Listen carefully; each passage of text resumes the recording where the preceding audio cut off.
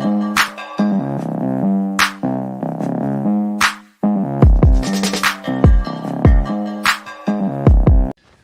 up, y'all? Kyle Hamilton here. I want to give a quick shout out to Lucas, Connor, and Ryan in the Week 0 podcast. Running out of time, finally throws, and it is gone! Touchdown, Tyrell Roberts! Hit backwards, up in the air, it's on the ground, it is down!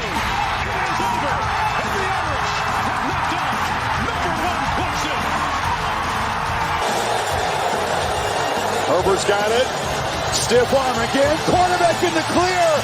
Inside the 10. A hat-trick, a touchdown from Justin Herbert.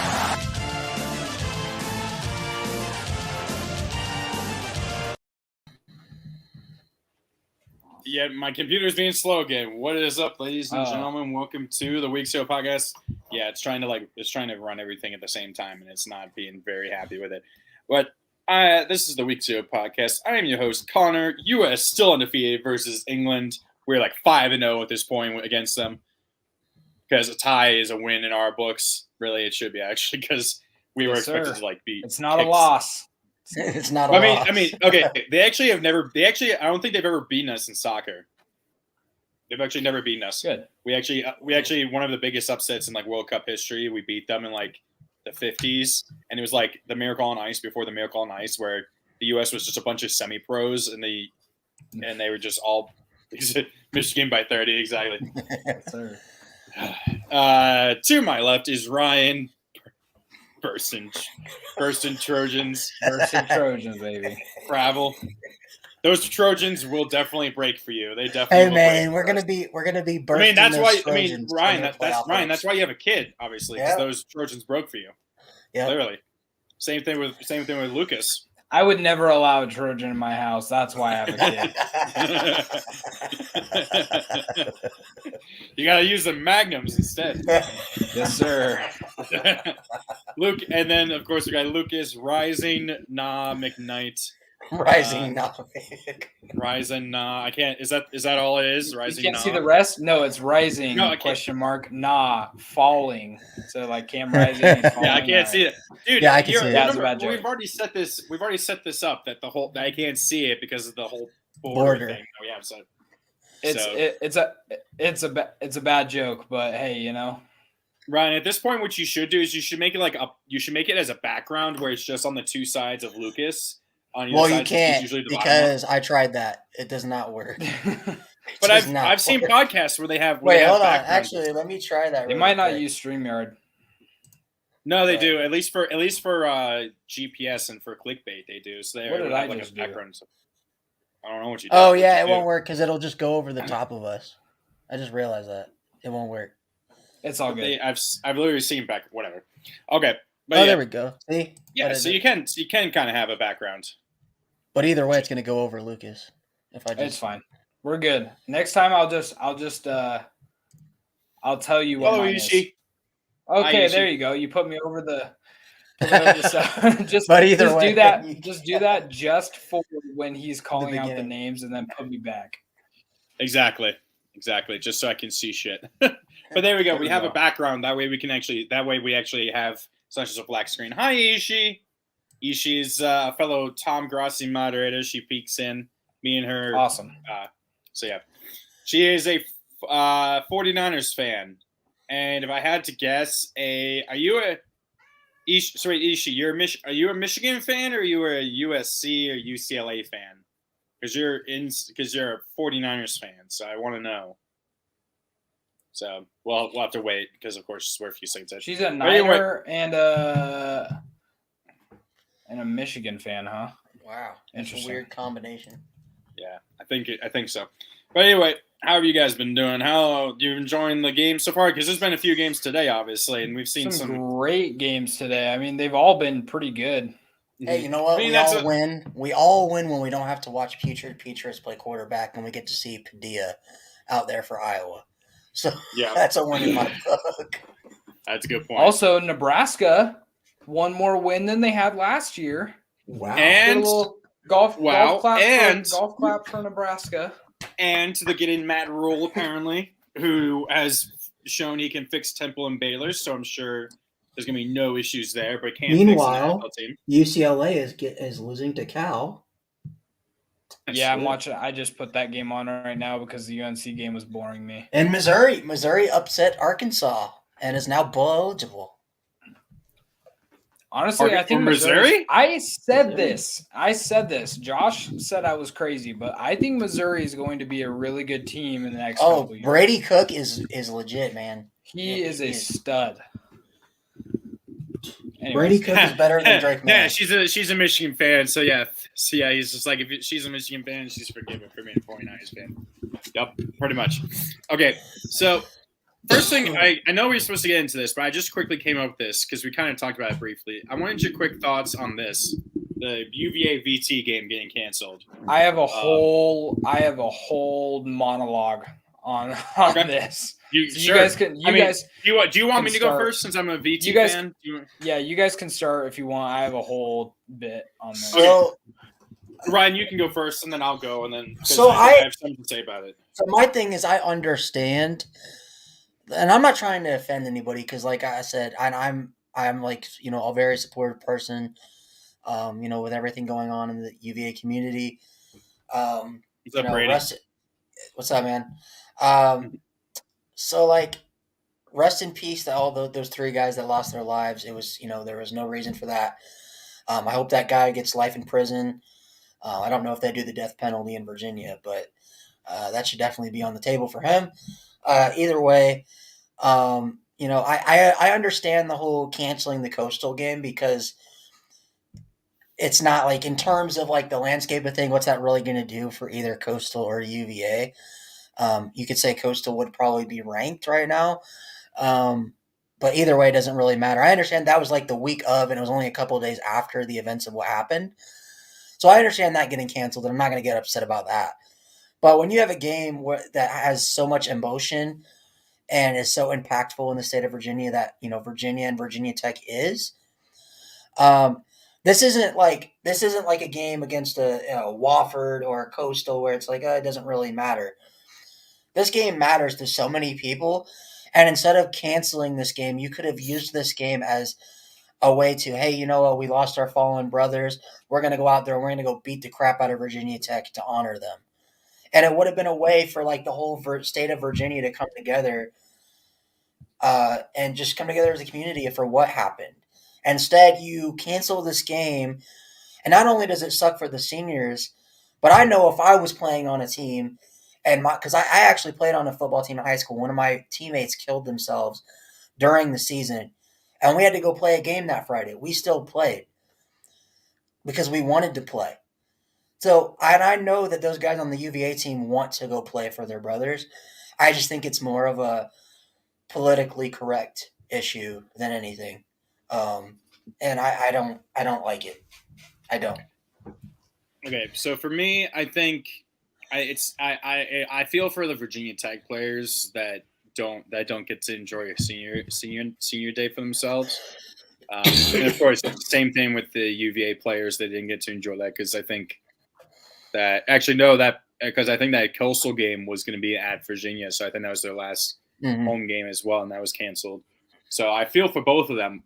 I think ultimately I'm fine with it because like you said, it wouldn't have had an impact on either of the teams rankings wise. If both of these teams were 5 and 6 and the winner has to make a bowl and the winner makes a bowl game, I feel like they would go for it. Or if both of them are fighting for somehow if both of these teams were actually good and we're fighting for potential, because like in 2019, the winner of this game won the Coastal and played Clemson in the championship game. So if that was like at stake, then I understand playing it. But they're pretty much playing for bragging rights of the not worst team in Virginia, whoever wins this game, because because both these teams are probably the two worst teams in the FBS that are in the state of Virginia this year. Old Dominion beat Virginia Tech. Liberty's worse than VT, obviously. So hey, exactly. I mean, yeah. But I mean, yes. But at the same time, but I know we joke, but like really these two were two of the worst teams. Were probably the two worst teams for the majority of the season. So, I understand not playing it. I also think that Virginia Tech, going with what they've gone through in 2007, they understand how to get through this. They understand how important. Obviously, it was a lot different when the shooting that occurred in April, and they had 5 months to kind of heal and come back in September when they played East Carolina the first game of the season. So that's a little different. I understand, obviously, because you have more time to heal, but it was still a cathartic moment for the entire school when they got to play that game. You know what I mean? Mm-hmm. So, I wouldn't be surprised. I wouldn't have been surprised if UVA, if they had agreed to this, and both these teams were good, College Game Day could have been here if both these teams were at 500 or better. You know what I mean? Like something to honor UVA or something. But the thing is also, it's like, I don't know, man. You gotta give some of those guys a chance to play. I mean, Utah is a perfect case. They lost 3 teammates in the span of one season. Mm-hmm. And they not only won for those guys, but if I remember correctly, they went to the Pac-12 title. So didn't they win it last year? They won, it was last year, and they won for those guys, and they're still honoring those guys. They put the stuff on the back of the helmet. Wearing those special helmets. Yeah, so I mean, there are ways to play through tragedy, and Utah is a big indicator of that. So I disagree. It's the same, but it's the same. Yeah, but it's the same thing. It's obviously that happened last year, but that also it's a little different that it didn't have it happened throughout the season, and it was just like one at a time. It wasn't they lost multiple players towards the end of the season. Plus, Utah I believe it was one. It was one during the off season, and then was it another one during the? But Utah was still playing for something. They had a reason to keep playing. Neither of these teams, other than to honor them, which I understand doing, neither of them has a reason to keep playing. They're not bowl eligible. It's only for bragging rights in a rivalry that's really not a rivalry because Virginia Tech has won 20 of the last 22 games. So if this was part of the pick'ems, I would have picked Virginia Tech anyway to win because just based on history. So it's not like, it's not like, out of spite or anything. It's just, it's a rivalry in word only. It's not really been a rivalry to begin for a long time. And it doesn't really hold merit. Most Virginia Tech fans are just like, give us the win now. And most UVA fans don't really care, it seems. They care more about basketball. But I mean, if you're going to cancel the football game, why not cancel the Virginia basketball game? I mean, they did. They did? Okay. They canceled the game. They had a home game against. Well, they played against Baylor. But that was a neutral site game. They had a home they had a home game, and then they were a neutral site game all the way out in Las Vegas. So they held a home. They had home. That shooting was like on a Sunday, and then the Monday was when the basketball game was played. I just thought it looked like a bad look because they weren't going to cancel a ranked versus ranked matchup against Baylor. No, but that was a neutral site game. I feel like that's they canceled the home game that Monday, but they then traveled out there, and I feel like that was a more of a proper monetary commitment for that team to where they can't really back out, and that kind of them back in, especially in basketball, that kind of throws this because it's like a tournament, throws it off. You know what I mean? So I feel like they couldn't really back out of it for that. You know what I mean? Mm-hmm. And of course, I don't think Virginia Tech's going to try and get another team because it would make sense for why didn't just schedule Coastal? Coastal's right there. I mean, yeah, but they don't have another reason. Plus, you've already won a game against a team you weren't really expected to beat. Why risk losing another game and finish your season even like? Well, didn't Coastal have to do that? Didn't Coastal have to do that with the whole BYU situation? Didn't they have to schedule that was the week? Yeah, but that was because of COVID. That wasn't because of this. And they agreed to it very quickly. So, it's okay. Lucas, I know you said you had a whole monologue on this. Let's hear it. Yeah, stewing a little bit over here in the corner, hearing all this. So my big thing about it, starting off with, I played the game of football for the better half of my life. I believe 13 years of my life.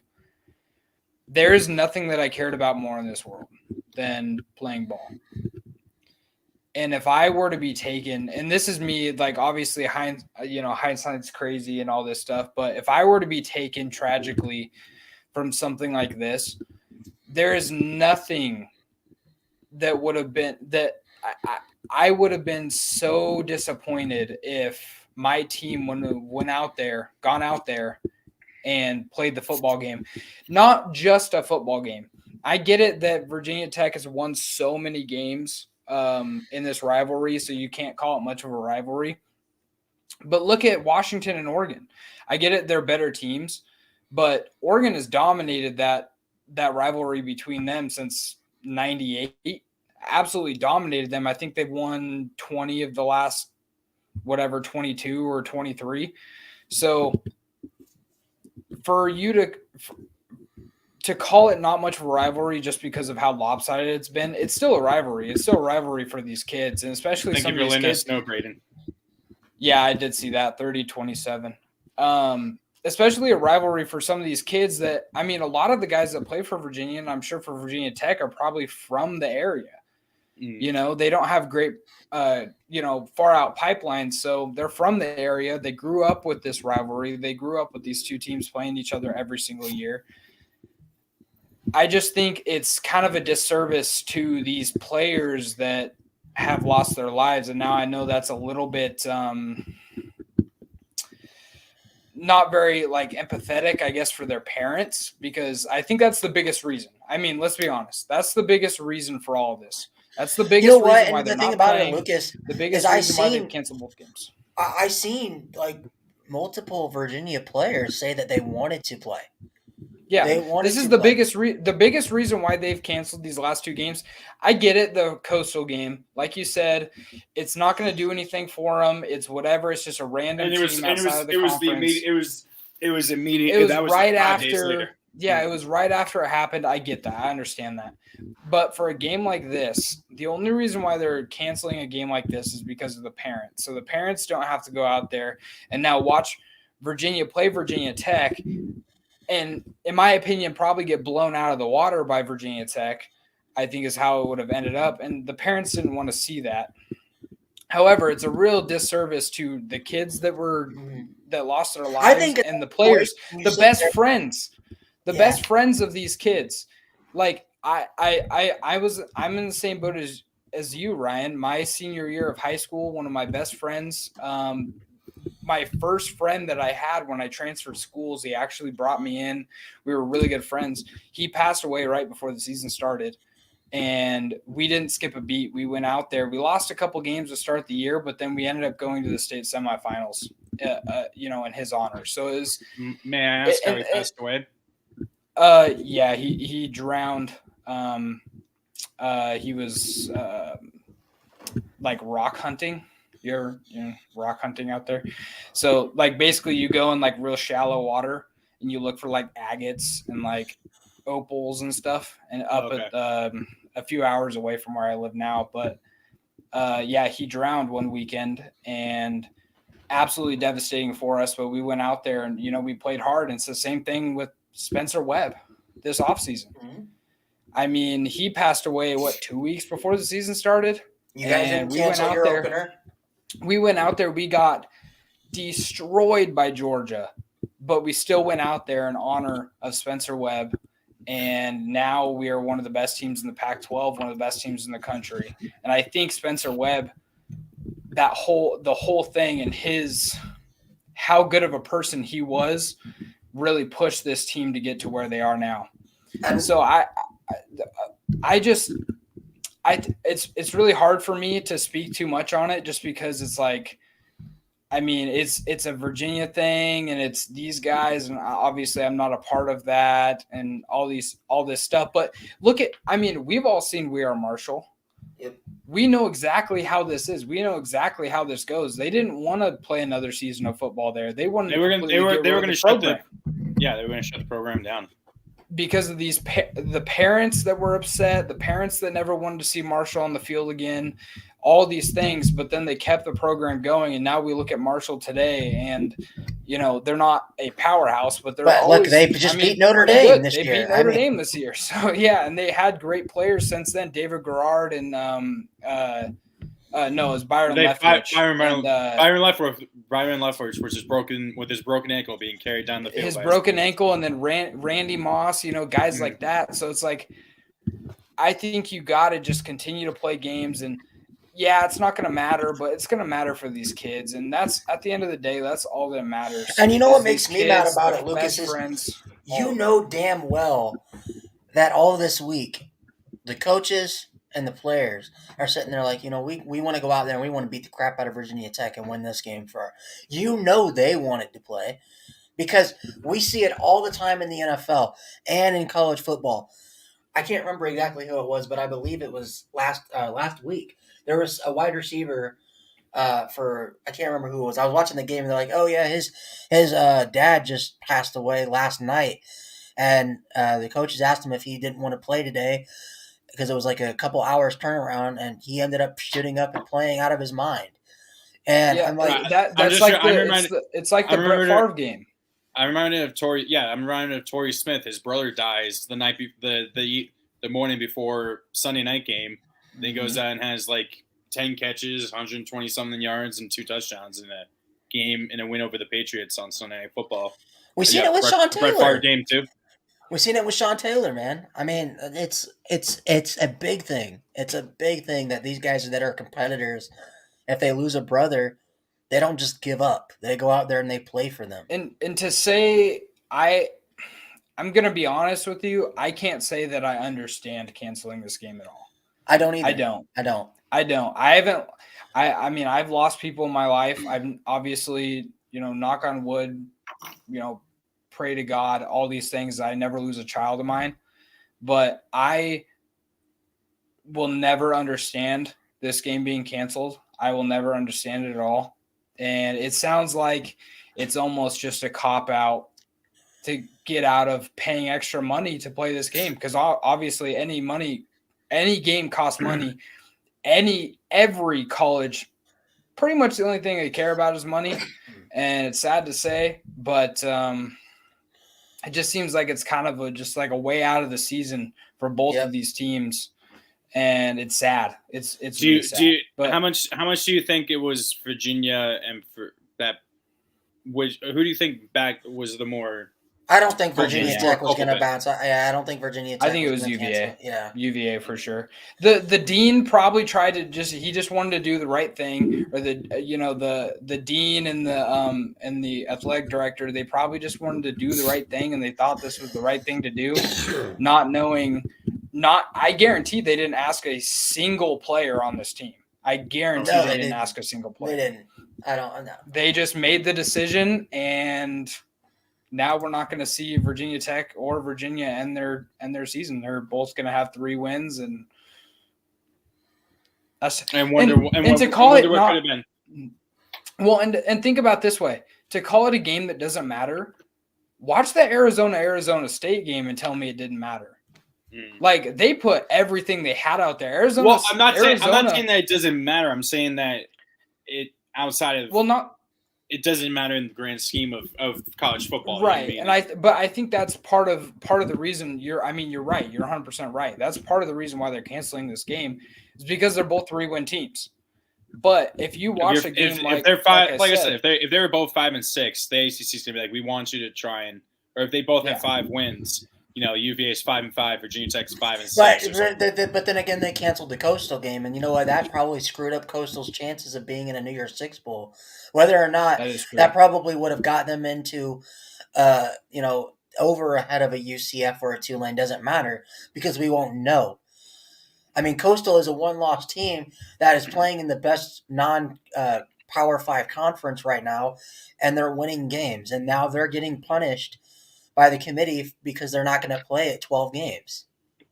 Yeah. Okay. So I'm not saying it would have affected. It's not going to obviously affect UVA, but it's affecting Coastal. But I don't know.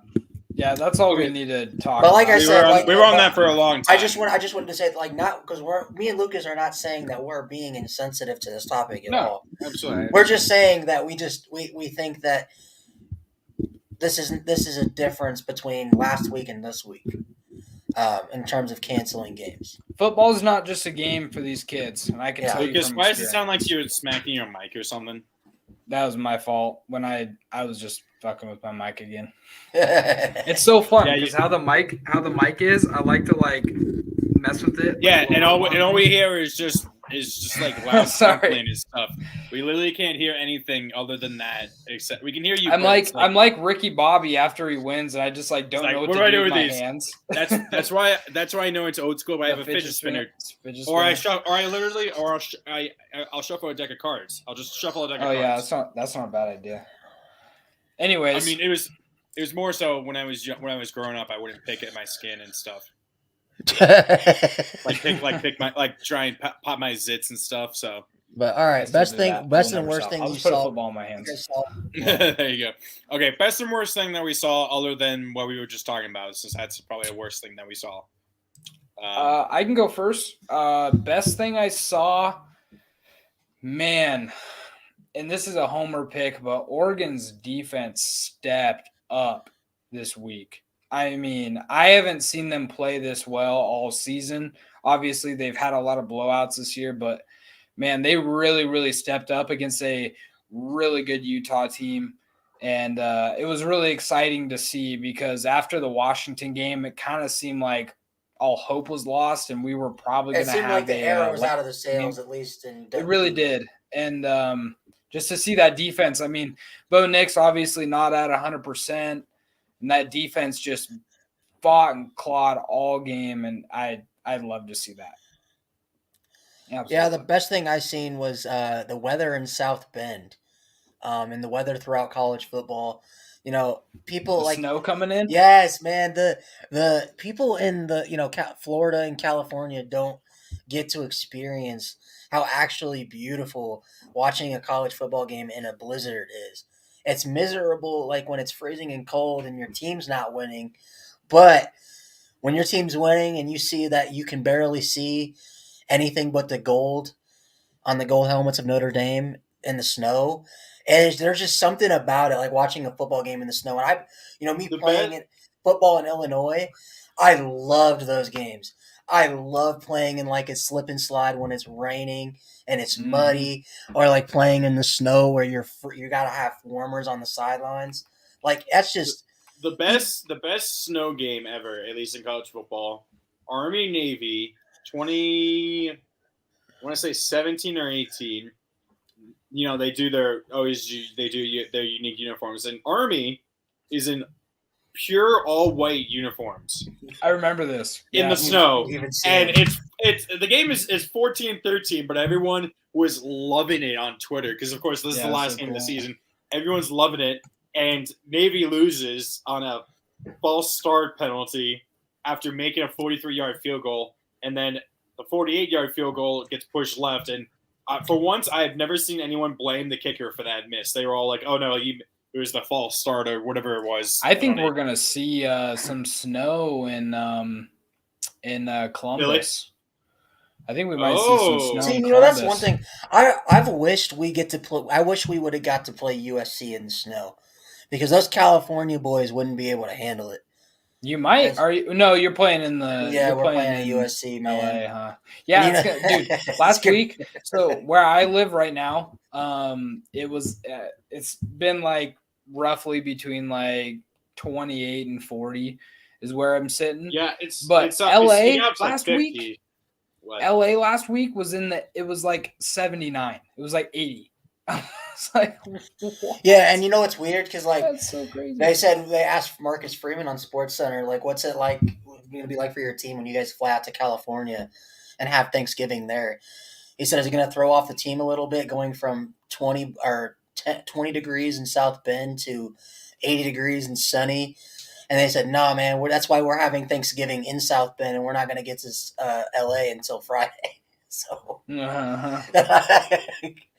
So but man, just like I said, snow in general in college football is such a beautiful thing.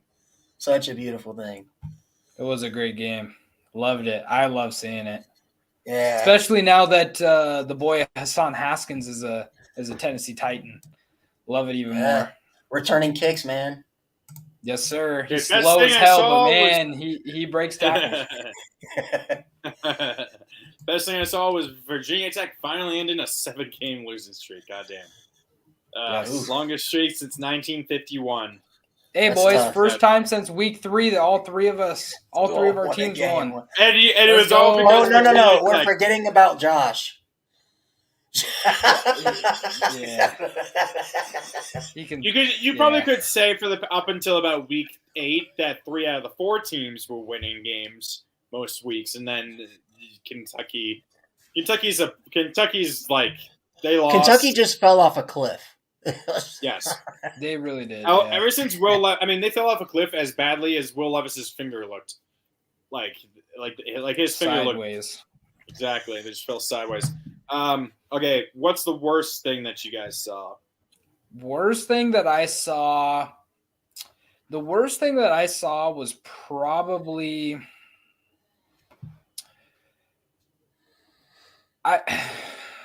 Trying to think. I'm going to say probably just the lack of fight that I got to make sure that I'm talking about the right week. Hold up. Go ahead, Ryan. I got to make sure I'm talking about the right week. I keep getting the week before. The worst thing I saw was Kansas reverting back to the ways of old Kansas. I mean, what are they, 6-5 now or something? Yeah, they just got and I don't know what's going on with Kansas. Like I legitimately think they're a decent team. Like they just extended Lance Leipold through 2029. It's almost like Kansas is sitting there like, man, they're like coming to like a realization, guys, we're not meant to be 6-1. We're Kansas. We're meant to be get dog walked. We're supposed to lose at least 5 straight games. We're supposed to lose to Texas every single year. We're supposed to lose to a group of 5 team at least once a year. Like, and it's weird because Jalen Daniels, he looked god awful against Texas, and it's like, I wonder if that injury really messed him up because he was missing. Really missing wide open guys, not getting enough air on the ball, and it almost makes me wonder if Lance Leipold it almost makes me if Lance Leipold was right and not, even though he was cleared, keeping Jason Bean out there. Well, didn't he suffer? Wasn't his injury a shoulder? It was a same injury that Tyler Buckner had, and Tyler Buckner's been out. Non-throwing to his throwing. Throwing shoulder. Same shoulder as Buckner. Oh, yeah, that's why. And it's weird because when they said, she could come back in a month, I'm like, that doesn't make any sense that him and Tyler Buckner have the same injury.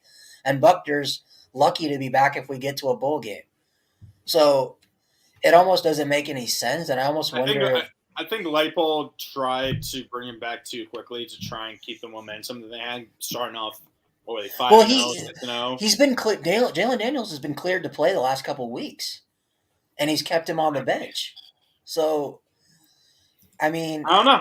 I mean, we'll have to see. He's not going to let us know. They just extended him through 2029, which means within about 2 years he's going to be out of there and he'll go to Auburn or some shit. Watch him go to Texas A&M. Right. And then Jimbo Fisher goes to Kansas. No, Jimbo goes to VT. Goes back to the ACC. He'll get you a number 1 ranked recruiting class at VT, but he won't win you any games. Well, I'll at this point I'll take an 8-4 season. I'll take 8-4 at this point. I was thinking about it. I think that Auburn should. I think that Auburn should pursue Chip Kelly. Anyways, I actually like that. I'll take. That's something we should. That's something we need to do. We should also do going forward. We should do like our hottest hot. We should do like our hottest hot take every week or something about a team or something. I like that. So my worst thing that I saw all weekend, JJ McCarthy in the Michigan offense after Blake Corum got hurt in the first half, and I'm sorry. To our man. UNC lost to Iowa State. What?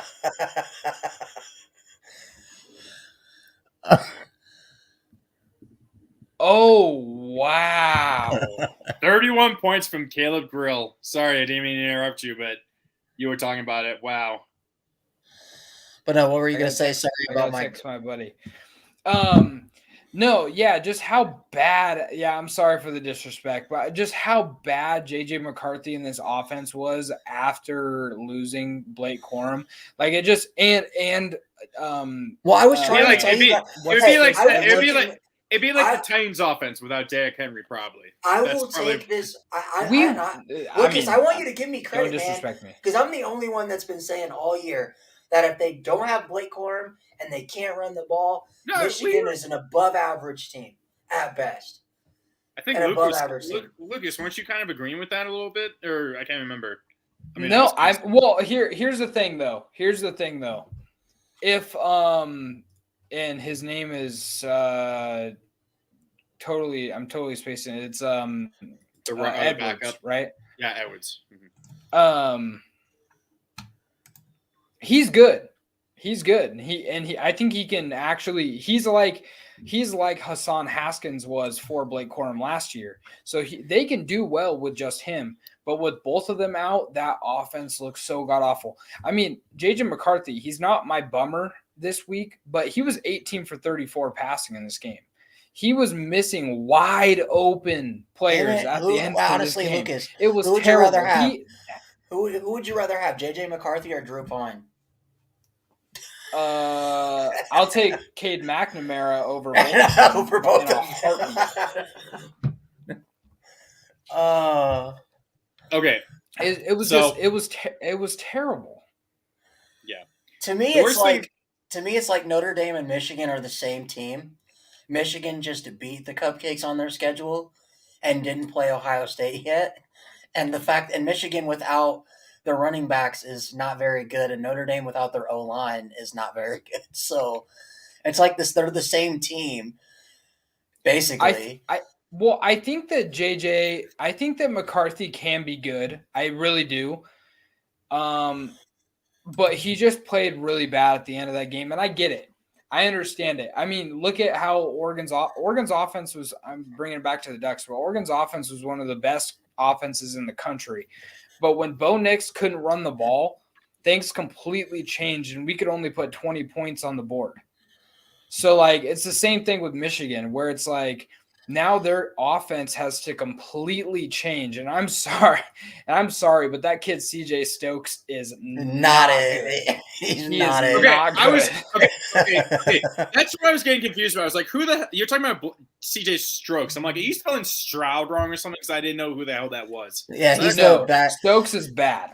I'm sorry. Maybe he'll be good eventually. QB for Michigan or something? No, he's the number 3 running back. Yeah. Oh, I was so confused. I was like, what the hell are you guys talking about? But I also think we need to give credit to Illinois because they realistically probably should have won that game. They honestly I can't give credit to them because I think it would have been a blowout if Blake Corum played that whole game. They held him to He already had He had 108 yards and a touchdown in the first half. But so he only Chase had Brown one was carry going for off 5 too. yards. Chase He Brown only had had 2 one touchdowns. carry. He only had one carry for 5 yards in the second half. What am I hearing? But you're not going to give Chase Brown credit? I mean, he had 2 touchdowns against Michigan. What am I hearing? What do you mean? I'm not hearing anything. I'm not hearing anything either. Oh. No, it was Was it something on your end playing? I had ESPN open, and ESPN always plays like random clips. Oh, I was hearing the field goal get made in the Michigan game. And I was like, "What's happening?" But no, like no. Okay. Let's move on. Please. Okay. Chase Brown. Okay, I'm ending it this way. Chase Brown had 140 yards, 2 touchdowns in the whole game. Blake Corum had 1 touchdown, 108 yards in the first half. I'm sorry, Blake Corum is better, and I'm just going to put it that way. Oh, come on, just gonna man. keep it there. He has a better O-line. Come on, man. Look at what he says though. Chase Brown on the third quarter. You got to look at what CJ Stokes did with that better O-line. I'm just saying. Okay. The worst thing I saw was just Maryland being unable to close out against Ohio State. I'll say Tua Tagovailoa played better than C.J. Stroud. Actually, statistically, he actually definitely did play better. C.J. Stroud actually didn't have that good. I mean, he had a okay. I have it here mid. actually. He should. I don't think he should go to New York. C.J. Stroud, 18 of 30, 241 yards and a touchdown. Tua Leah, 26 of 36, 293 and 2 touchdowns. I'm honestly starting to wonder if C.J. Stroud is only as good as his wide receivers take him. 100%. Because I totally agree. Because look at their schedule. He played against Notre Dame and had his worst game of his career against Notre Dame. Okay, then he goes out and he plays. He didn't even have that good of a game against freaking Toledo, who's okay. And then he goes out and he plays Maryland, and the only reason they really won that game is because of Mayan Williams in the first half, and that true freshman running back that came in for him was actually pretty decent. So other than that, I mean, C.J. Stroud really didn't do that much. So UNC shanked a 30-something yard field goal. UCLA? No, here's a good one for you. UNC shanked a field goal that would have tied the game in second overtime. See, I agree with this. Never send a Terrapin to do a Wolverine's job. That's true. UCLA just missed on a 4th and 2, so California has the ball with 2 minutes left, down 7. I told y'all Cal was a good team. I'm calling you, Phil, or whatever your name is. I'm calling it right now. A Wolverine will not close it out. I'll take Ohio State at home all day, every day.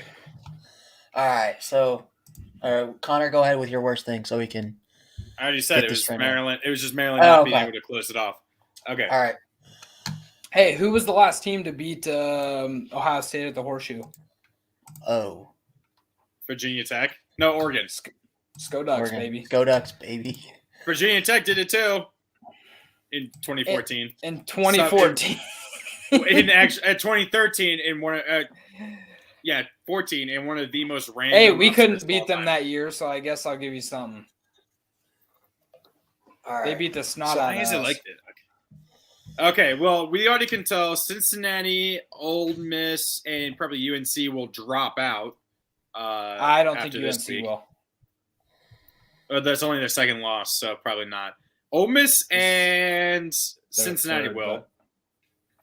Look at that. Louisville is 25th, and we were mocking them earlier in the season, saying they sucked and everything, and now Scott had it. Hey, you know what? They beat. We all thought Satterfield was going to get fired, and now here they are. Bro, they beat Florida State. Like they beat Florida State, and it wasn't even close.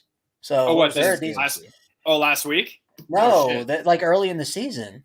Last week they beat NC State. Yeah. Yeah. Okay. I mean, do you have any problem with the top 4? Yes. You still don't think TCU should be there? You think LSU should be there instead of TCU? No, I think TCU should be 3, and I think Michigan should be 4. They both struggled. I think they both struggled. I feel like I would have been fine with you if you put TCU 2 and just drop them each down 1 for struggling. Struggling. Wait, TCU 2? What? No. And Ohio State drops to 3 for struggling. Ohio State played a much better team than TCU did. Let's get that straight right. Wait, Baylor and Maryland are pretty similar. I think Maryland's a better team. Toledo when their offense is rolling, 0 against Penn State. When their offense is rolling, they're good. 4th and 6, Cal gets it like 12 yards, and he fumbled. What an idiot! Did UCLA get it? Yeah. Minute 30 left. Cal. Damn you, Cal! Game over. Oh my God, no! But dude, Oregon fans wanted Will Cox, the Cal coach, as their new head coach instead of Lanning. It's hilarious. Peanut punch. I do love a willing Cox. So. Right? What? Hold up. Pause. Don't ever say that again. Hold up. No, don't worry. Whatever her name is not around to hear me say that. I do have a few issues with this whole thing. Top 4, yes, I think TCU should jump Michigan. The biggest reason being is because Michigan may or may not be without their 2 best players. Honestly, they may or may not be without their 2 best players. So I think you could jump them. Not that it's going to matter in the end. My biggest issue with this whole thing, there's 2 huge issues. One, I think Oregon is better than Alabama. 2, USC should be 5. LSU should be 6. There is no reason why you have a 2-loss LSU team above. You're basically a rewarding USC LSU for beating up on UAB. That is basically what you're doing. Yeah, and it's insane. And USC beat a ranked UCLA team. Now, does it matter? It doesn't matter if somehow Notre Dame beats USC. Then no, it doesn't really matter. But right now, I don't think. I mean, to be honest, it doesn't matter anyways. LSU is going to get handled by Georgia and the SEC. They're going to get handled in the SEC title. It doesn't really make a difference. But I just don't like. I want them to make it. Alabama has no to make it make sense. I think Oregon is better than Clemson and Bama. I understand why Clemson is ahead because they're only a 1-loss team, but having Bama there after losing, I get it, to Tennessee and LSU. I kind of get that. Those are 2 big losses. Well, Oregon lost to the number 13 team and the number 1 team. So how are they 2 spots ahead? I don't the get only that, thing I would say is kind of go with what you said. I don't understand the Clemson hate. I think it's more of like people trying to devalue the fact that Notre Dame actually beat a decent team. Well, the problem is, Ryan, Notre Dame was the only good team that they played all year. Well, they're playing South Carolina, who just beat Tennessee. Yeah, and South Carolina is bad, though, man. And South Carolina has already has 7 wins. They're going to fall right back into being mediocre. The thing is that I don't like is I don't care if you've had a cupcake schedule. Michigan, outside of Illinois and Penn State, has had a cupcake schedule. And Maryland but they were able to handle their tough games that they played. Clemson has too. Clemson didn't. Who they haven't struggled against anybody but Syracuse. And Notre Dame, who they lost to. Notre Dame's the best team that they played. Look at who in the top 25. If you look at the top 25 right now, what teams have they played this year? Well, NC State is probably going to be ranked, but outside of Notre Dame, they haven't. But who has Michigan beaten outside of? No, they've played. No, Clemson's played Florida State. Oh, and they beat Louisville. They beat Louisville too. And they beat Louisville, and they beat them comfortably. It's not like they've struggled. And they'll play a top 25 of UNC in the champion. So it's not like they've struggled against every team they play. Like Michigan, they've struggled against a lot of teams they have no business struggling with, and Clemson has not. They've handled business against everybody on their schedule besides Syracuse and Notre Dame. Wake Forest. And Wake Forest. But I think you got to get. I wish the committee would give 1-loss teams the credit that they deserve over 2-loss teams. I don't care. They struggled against Clemson, or Florida State, but yeah. So no, they didn't. I thought they blew out Florida State. They beat them by 7. Okay. Yeah, but that's now a top. No, they beat them by 6 actually. But that's anyway, now a number 16 ranked Florida State team. So but I mean, I would have. So this is what I would do.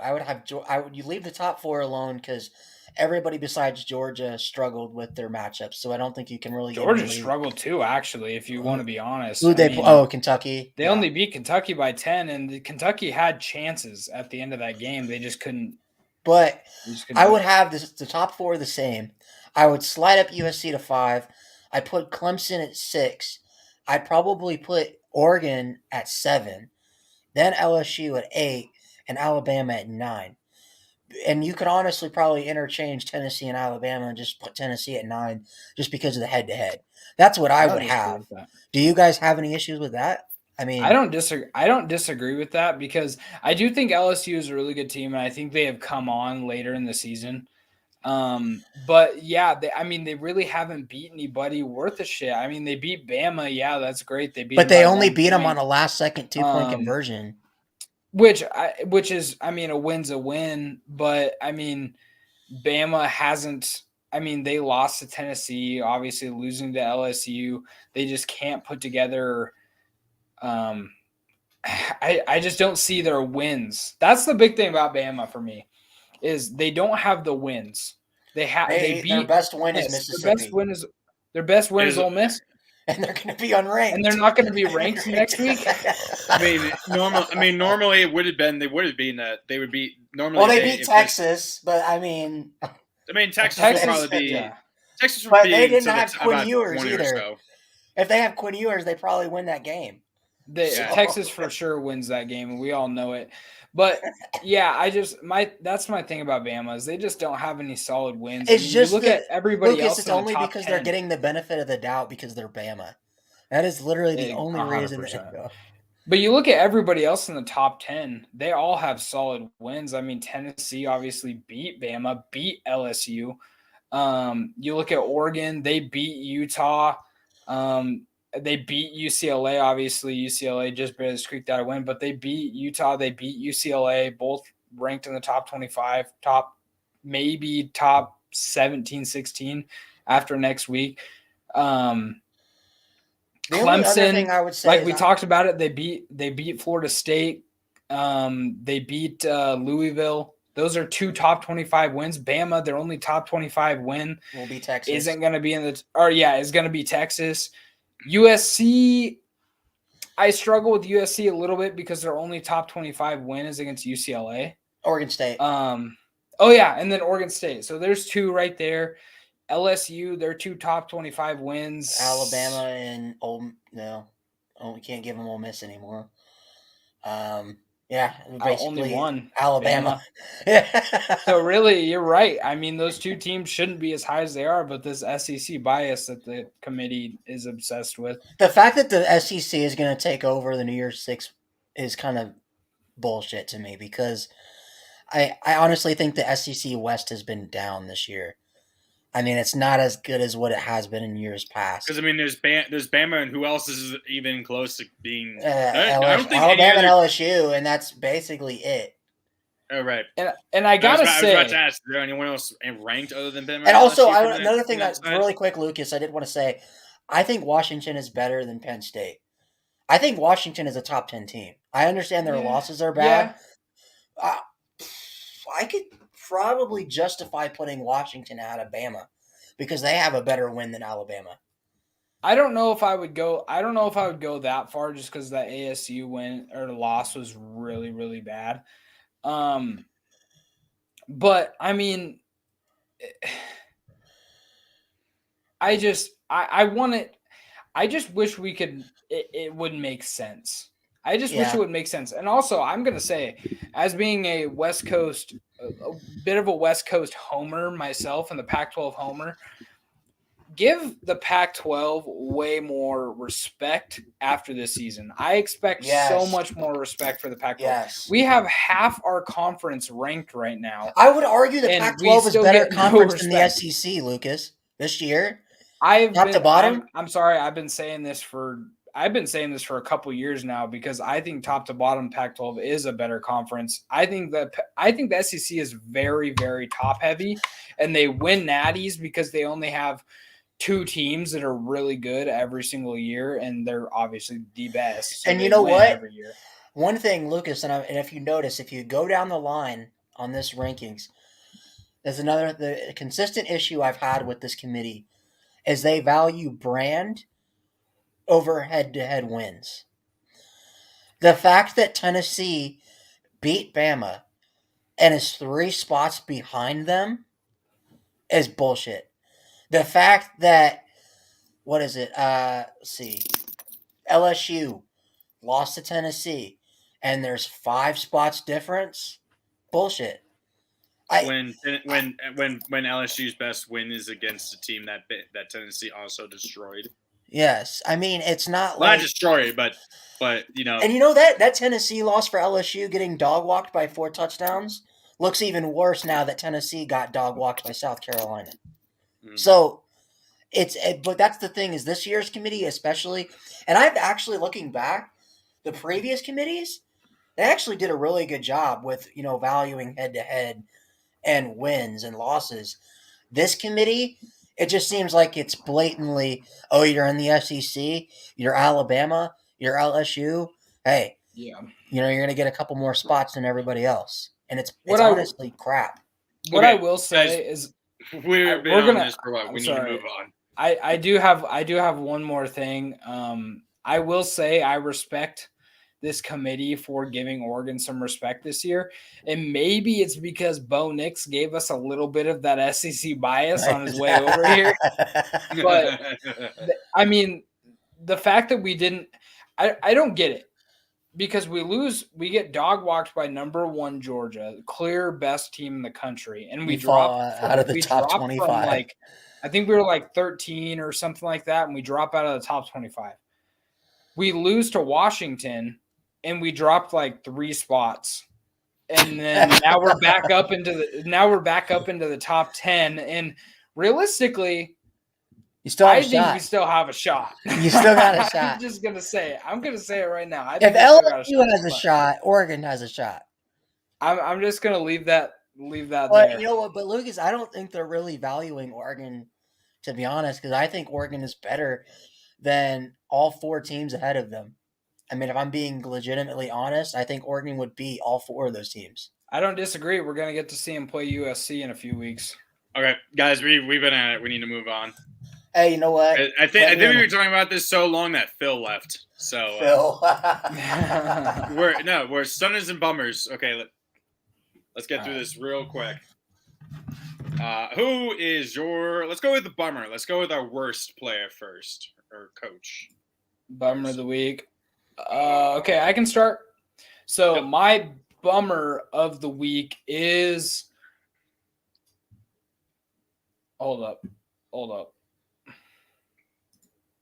I got another video from ESPN. My like a drum roll. No, my bummer of the week is Cam Rising. 21 for 38, 170 yards, which to put that in perspective, Oregon is averaging this year, giving up I believe 230 yards per game through the air. So only 170 yards from Cam Rising. 3 interceptions and no touchdowns. Probably his worst game that he has had with the Utes. And it was against an Oregon defense that obviously got thrashed against Washington the week previous. So Cam Rising, maybe this makes him come back next year, which I don't want to see because I don't want Utah to be good anymore. But maybe it makes him come back, and maybe. Well, I don't think he's even projected to be a really highly drafted guy, so I'd assume he probably would. Yeah, I mean after that. Hey, watch him and Bo Nix come back. Let's just run it back, man. Oh my god, dude! Run it back. But yeah, so are we doing bummers first then? Yes, we're doing bummers first. So my bummer of the week is going to be Jalen Daniels. May not all be his fault, but I had high hopes for this kid. He goes down with that horrible injury against TCU, a game that they probably should have won. Who is it? Jalen Daniels, the quarterback from Kansas. I got you. And I really still am high on him. I think that injury just kind of messed him up. But to play as poorly as he did against a Texas team that, while they're a top 25 team, they have some questionable losses. So, yeah, that's my bummer of the week. Okay, mine is Spencer Sanders, Oklahoma State quarterback, in a 28-13 loss in a game that really didn't feel even as close as that score indicates. He was 36 of 67.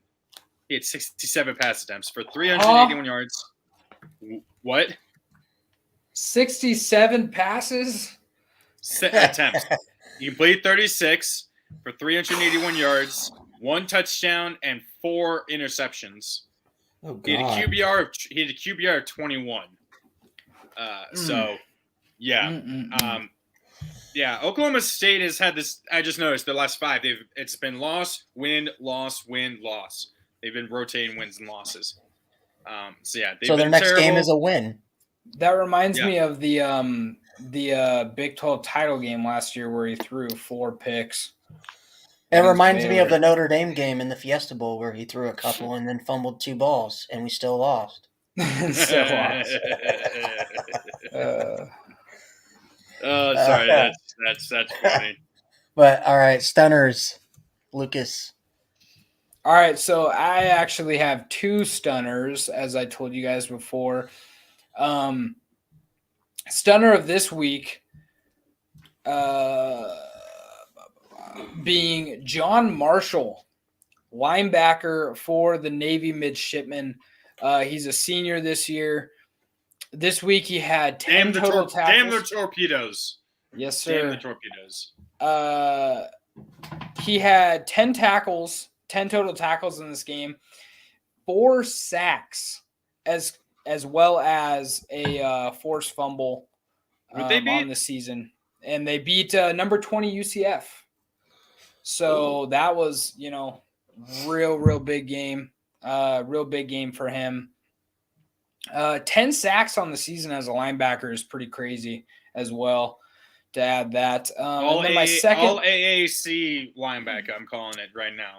Yeah, he's actually tied. Per ESPN, it says he's tied for 3rd in the country in sacks at 10.5. So for any player? Yeah, pretty impressive. Wow. Pretty impressive for him. My other guy, have to mention it. We're gonna call this the Week 0 Player of the Week, which is something we discussed before, and we plan on continuing next year as our single player that we all think was the best overall. Yes, and that's the man, the myth, the legend, Spencer Rattler. The locker room cancer that is Spencer Rattler. Yes, the no-look pass, Spencer Rattler. The wannabe Patrick Mahomes, Spencer Rattler. Yes, had the easily, by far, the game of his career. He came into this game with only 8 touchdown passes. That's a Russell Wilson numbers. He came out of it. That's better than Russell Wilson. He's come out with more touchdowns than Russell Wilson has bathrooms. Yes. He came into this game with 8 touchdown passes, and he ended it with 14. So, that's pretty incredible. And not only that, but 81.1 completion percentage with over 35 pass attempts is incredible. And also, he threw so many touchdowns that they ran out of fireworks. Yes, that is also true. He was 30 for 37. That's a TCU with Jared Boyk Boykin as their quarterback. I forgot his name. First name. Trayvon Boykin. Or something. Yeah, Trayvon. I remember that was a story a few times when TCU ran out of fireworks. 30 for 37, 438 yards through the air, 6 touchdowns. He also had actually 16 yards rushing, which for Spencer Rattler, I'm telling you right now on the season, is impressive because he usually averages negative yards. That's his Lamar Jackson. This is his Lamar Jackson game right there with those rushing yards. He usually has negative yards because of sacks. And yeah, really impressive game for him. And he, obviously looks to continue that against Clemson next week. Hey, you know what? Also, side note, rest in peace, Hendon Hooker. Yeah, sad, man. It's really Hey, sad. You know what? The only good thing that comes out of that is because of that injury. He'll come back again we might get to see Hendon Hooker next year. He'll be a 26-year-old. He might come back. He might come back next year and not go to the NFL. Does he have a year of eligibility? Yeah, he has an extra year. The COVID year. Wow. And I think he can also apply for an injury red shirt. He was no, he couldn't. He couldn't? I thought too late. Too late in the season. So his freshman year was in 2019. Yeah, I believe 2018, 2019. That would only make him and he's 25. No, he's a junior. He's a junior. So yeah, he's a senior. His freshman year, so he redshirted in 2018, and then he played in 2019, played in 2020. So he would be a redshirt senior. Yeah. So yeah, but he's got one more. Yeah, because of the COVID year. So he'll have one more year. How the hell is he 20? Damn. What? I'm just looking at his stats. How is he 25 though? That math doesn't make sense. He could have been 19 when he was a redshirt freshman. So what were his final stats for the season? One. So I'm gonna guess one interception. Two. Fine. So he has in his last 2 seasons. I'm just gonna say his last 2 seasons, 58 touchdowns, 5 interceptions in 2 seasons. Which Virginia Tech thought that they should start Braxton Burmeister over him.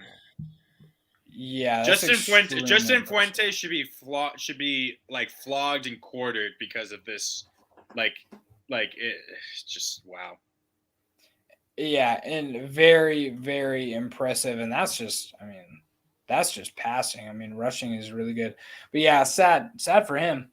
But hey, you know what? If we get another year of Hendon Hooker because of that, I mean, I'm not all opposed to that, man. I'd be okay with it. Hey, you know what? If he comes back next year, it'll make me happy for something other than Virginia Tech football. I just want my favorite hooker back for another year. Yes, sir. And now favorite hooker from Greensboro, North Carolina. And I don't get to play.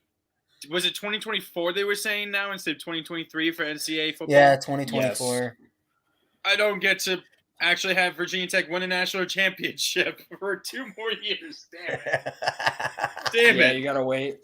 I'm willing to pay for that game. I actually am so mad that they canceled that. I don't get the whole point of canceling it. They've had over 3 years. You just gotta buy. All you gotta do, and it sucks because you don't get the real rosters. Well, all you gotta do is go buy yourself an Xbox 360, pay $140 for the disc. And I mean that's what I do. You pay for. I got my 360. You pay about $50 for the Xbox 360. You pay triple that for the game itself. I'm guessing. For my disc. I got mine for $10 because it was on. It was like 2016 at GameStop. Yes, I got it for $10. I pre-ordered mine the year that it came out. Pre-ordered it. And obviously got it for $60, whatever. And then the disc scratched in like 2017 and was broken. So then I had to buy another one for $140. The thing that sucks is my PS3 that I play it on. I don't know if it's busted or whatever, but it won't connect to Wi-Fi. Even if I put an Ethernet cord into it, it doesn't sense it. So Why do you need Wi-Fi? Because I wanted to do online. Servers are down. Oh, okay. Can't do it anymore. That's probably okay. Do we do stunner? Do we all do our stunners? I didn't do my stunner. Did Lucas do his wasting fucking time here. Hurry the fuck up. My stunner is Benjamin Morrison, true freshman corner for Notre Dame, 6 INTs. First Notre Dame true freshman corner to ever do that. And he's only been a starter for the last 3 games. So 6 INTs in basically 3 games.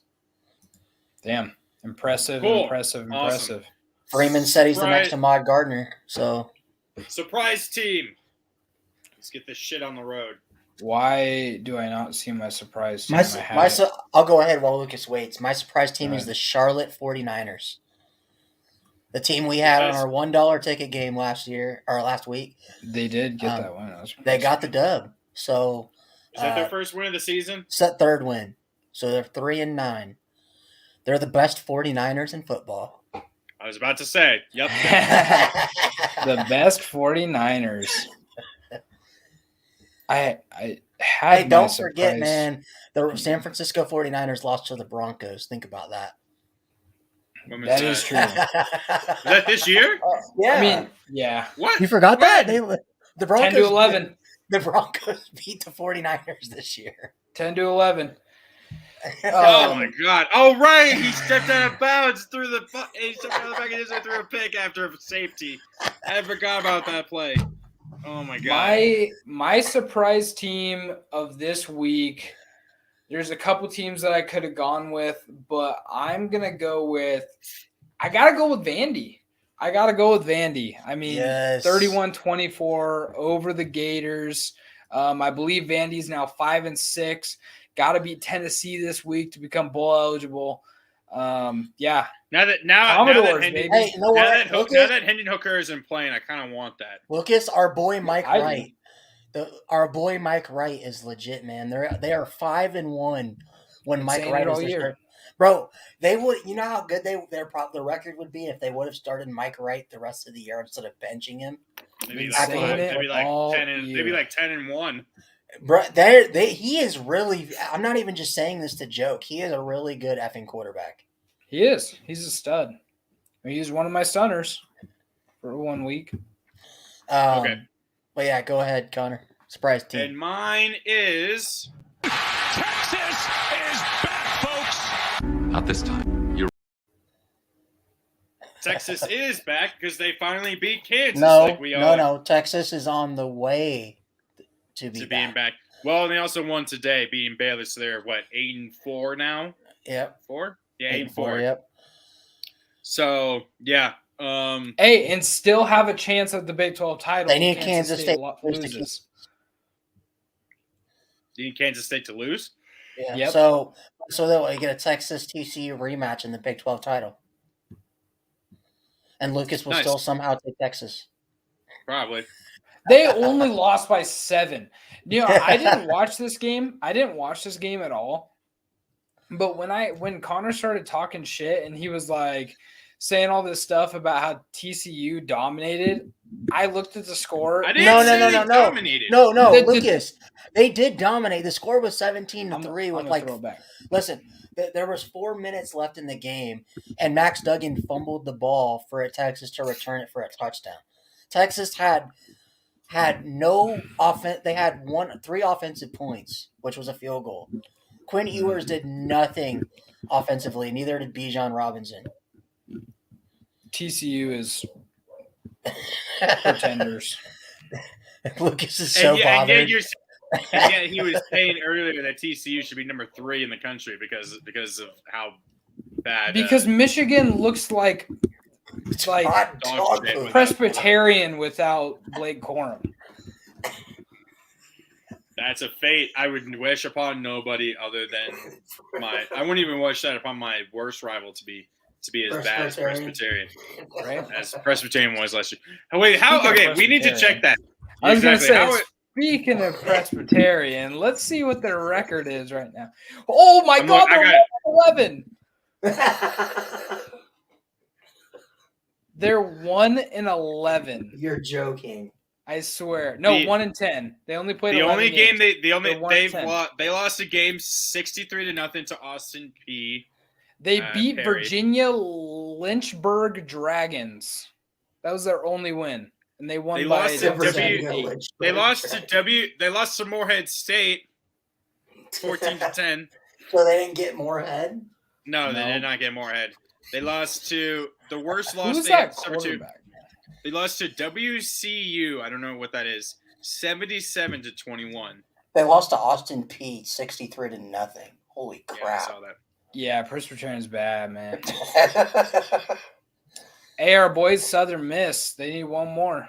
Hey, speaking of Presbyterian, didn't they fire that coach that never punts last year? Yes. No, he stepped down. They didn't fire him. Clearly, they brought on his protege that also probably never punted either. All right, so who's our meme team of the week, Lucas? My meme team of the week, as I look to see a Presbyterian punts.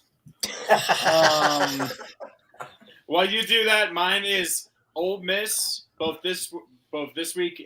Did they lose today as well? Yeah, they lost yesterday. So they're going to be my double meme team because the lane trend is on its way out. And honestly, you know what? I guess he had a meeting with his team today and said that he has no plans to leave Ole Miss. Yeah, so. He's gonna pull a Bobby Petrino. He's gonna leave a note in their locker rooms before the bowl game saying he's gone. No, he'll pull a Nick Saban and he'll go be the head coach at Auburn for like a day and then leave and resign and then go back to Ole Miss. Don't you mean Bill Belichick for the Jets? Oh yeah, Bill Belichick. Presbyterian does indeed punt. They do. Wow, we so needed to know that they punt. Yes, they do. The world was going to end if we did it in the next 5 seconds if we didn't know that. The real question is, do they kick field goals? All right. I mean, you're play that game. Okay, Ryan, while he looks that up, I can't look at the first game because they didn't score. So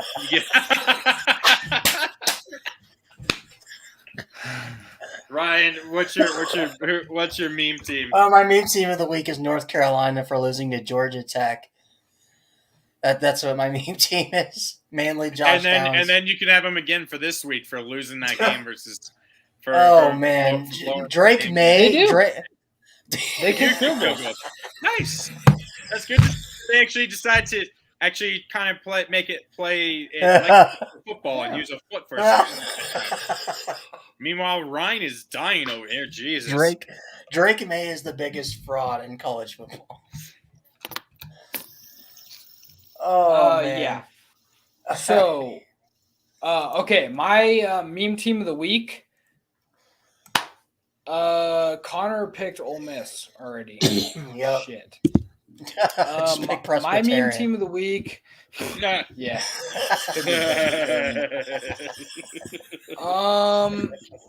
I'm gonna say. Honestly, my meme team of the week is Baylor for choking that game so hard. Because who'd they lose to? TCU. These idiots. This idiot, Sonny Dykes. No, hear me out. This idiot, Sonny Dykes, decides to run the ball with like 18 seconds left in the game with no timeouts.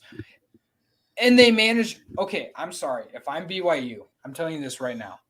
If I'm BYU, if I'm a player, defensive player for BYU, and it's the time's running down, they have no timeouts. I'm playing the number 14 for Baylor, yes.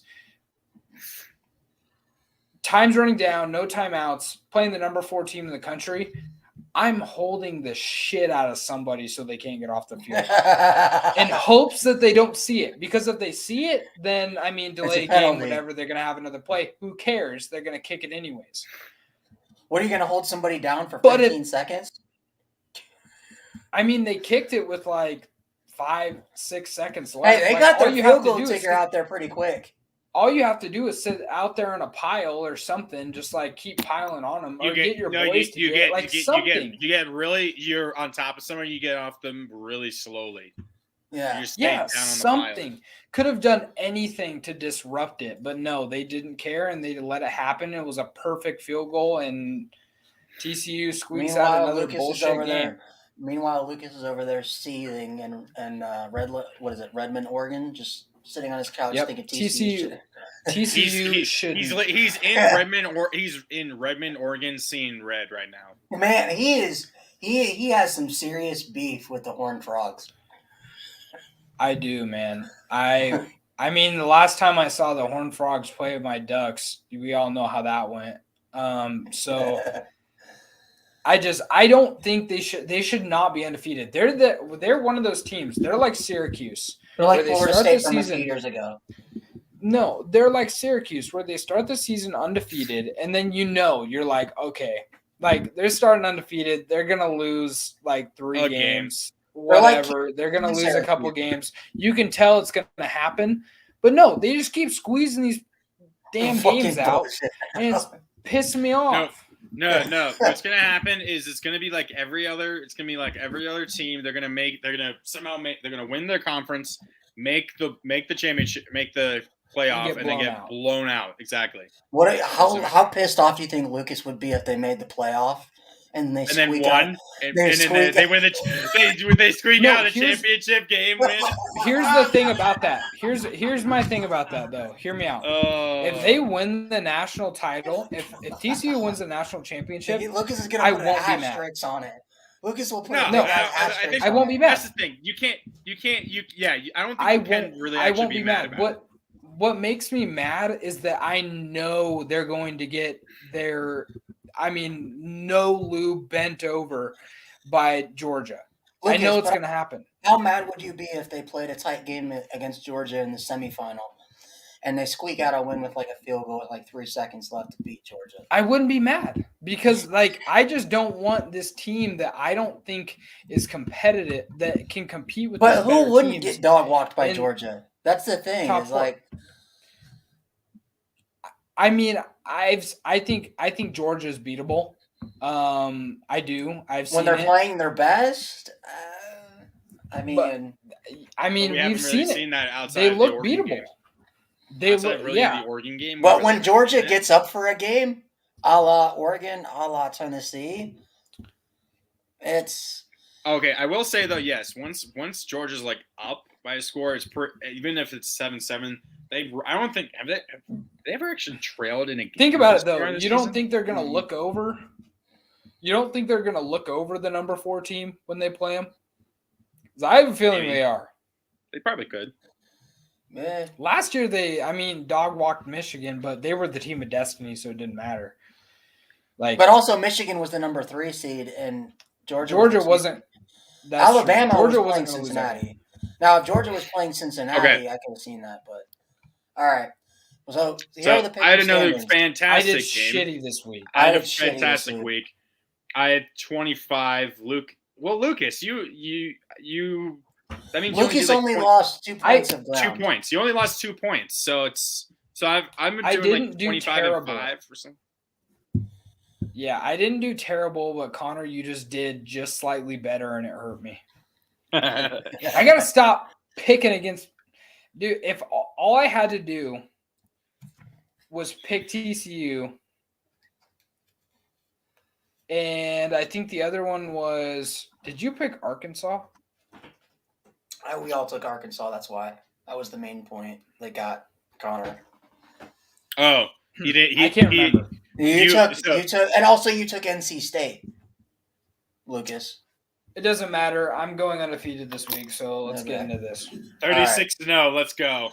Yes. Illinois at Northwestern, and also really quick, Illinois if they want a chance to play for the Big Ten title, they have to win this game and hope for a Purdue loss.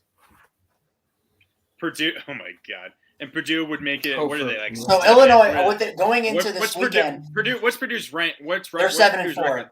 7-4. Okay. So they were like 6-5. So Illinois going into this weekend needed Iowa and Purdue to lose and win their game against Northwestern to get in. So Iowa has already lost. So therefore, all Illinois needs is Purdue to lose. Gotcha. So okay. So 14. So really, the question is: are you taking Illinois and the points there? 14.5. Hell yeah. Yes. 14.5. Yeah. I think that's an easy sweep. We're all taking. Has Josh sent you his picks, Ryan? Yeah, I think he did. 1 second. Let me pull those up. Josh is taking the Fighting Illini. Got it. So that's a clean sweep for the Illini. Rutgers at Maryland. Are you also going to take Maryland with the 14 points? Lucas. Purdue's really going to go to the Big Ten title. 14.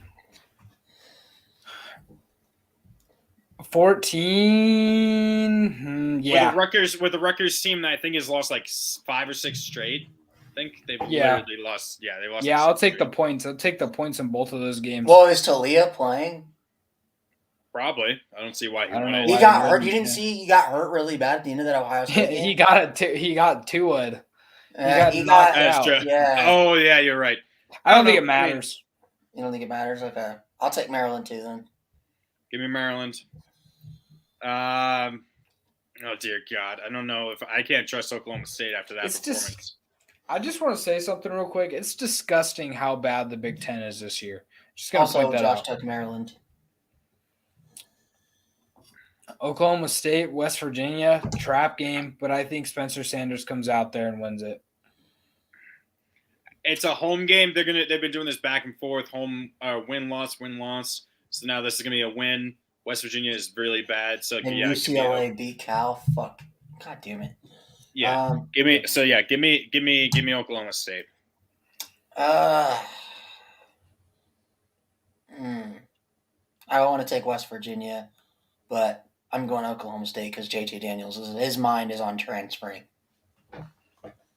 So crazy. Two Virginia Tech. He is literally what who was that guy? Oh, Tate Martell. He's the next Tate Martell. Okay. Well, Tate never actually played.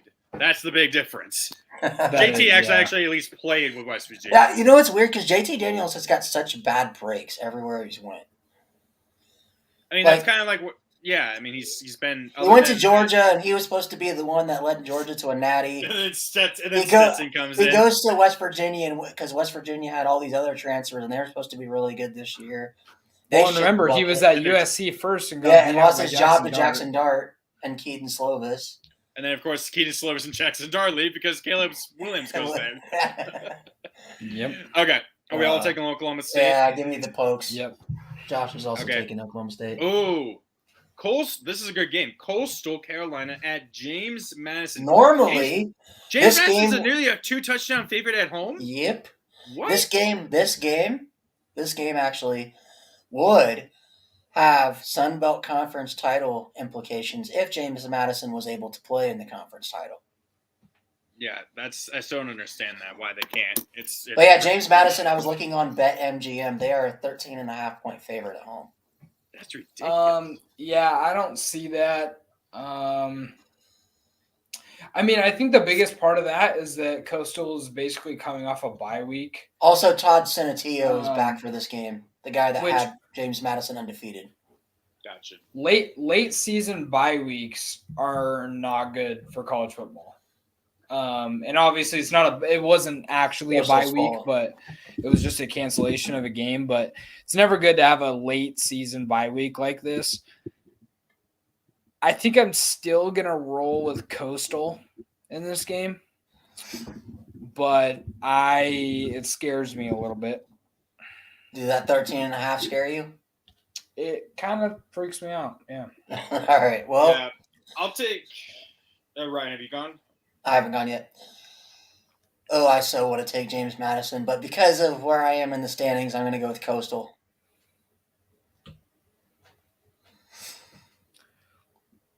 I'll take James Madison. Ooh, I like the best team in the state of Virginia. Todd Senatillo is the kid. Yep. Okay. I'm switching. I'm switching. No. Hold up. Hold the phone. I know I need to make some ground on Connor, but with Senatillo back, the season that he has had, I mean, he threw 4 tuds last week against Georgia State. I got to take JMU in this one. Okay, then I'm switching my pick to JMU because we're all going to go JMU. It's all just the smart pick. Western Kentucky at FAU. Western Kentucky is a 7.5-point favorite. Yeah, I'm going to take Western Kentucky to knock FAU out of bowl contention. Yeah, the former Fighting Lane Kiffins are going to that lane train is going to be pulling away from bowl eligibility. So give me the Hilltoppers. Give me the Fighting Billy Zappies. Okay, Kent State. Rivalry game. Buffalo, the best team in Indiana, right? No, Ohio. Ohio, my apologies. No, that's Ball State. That's Ball State. That's Ball State is the best team in Indiana. And this one, I've watched both of these teams, obviously some action.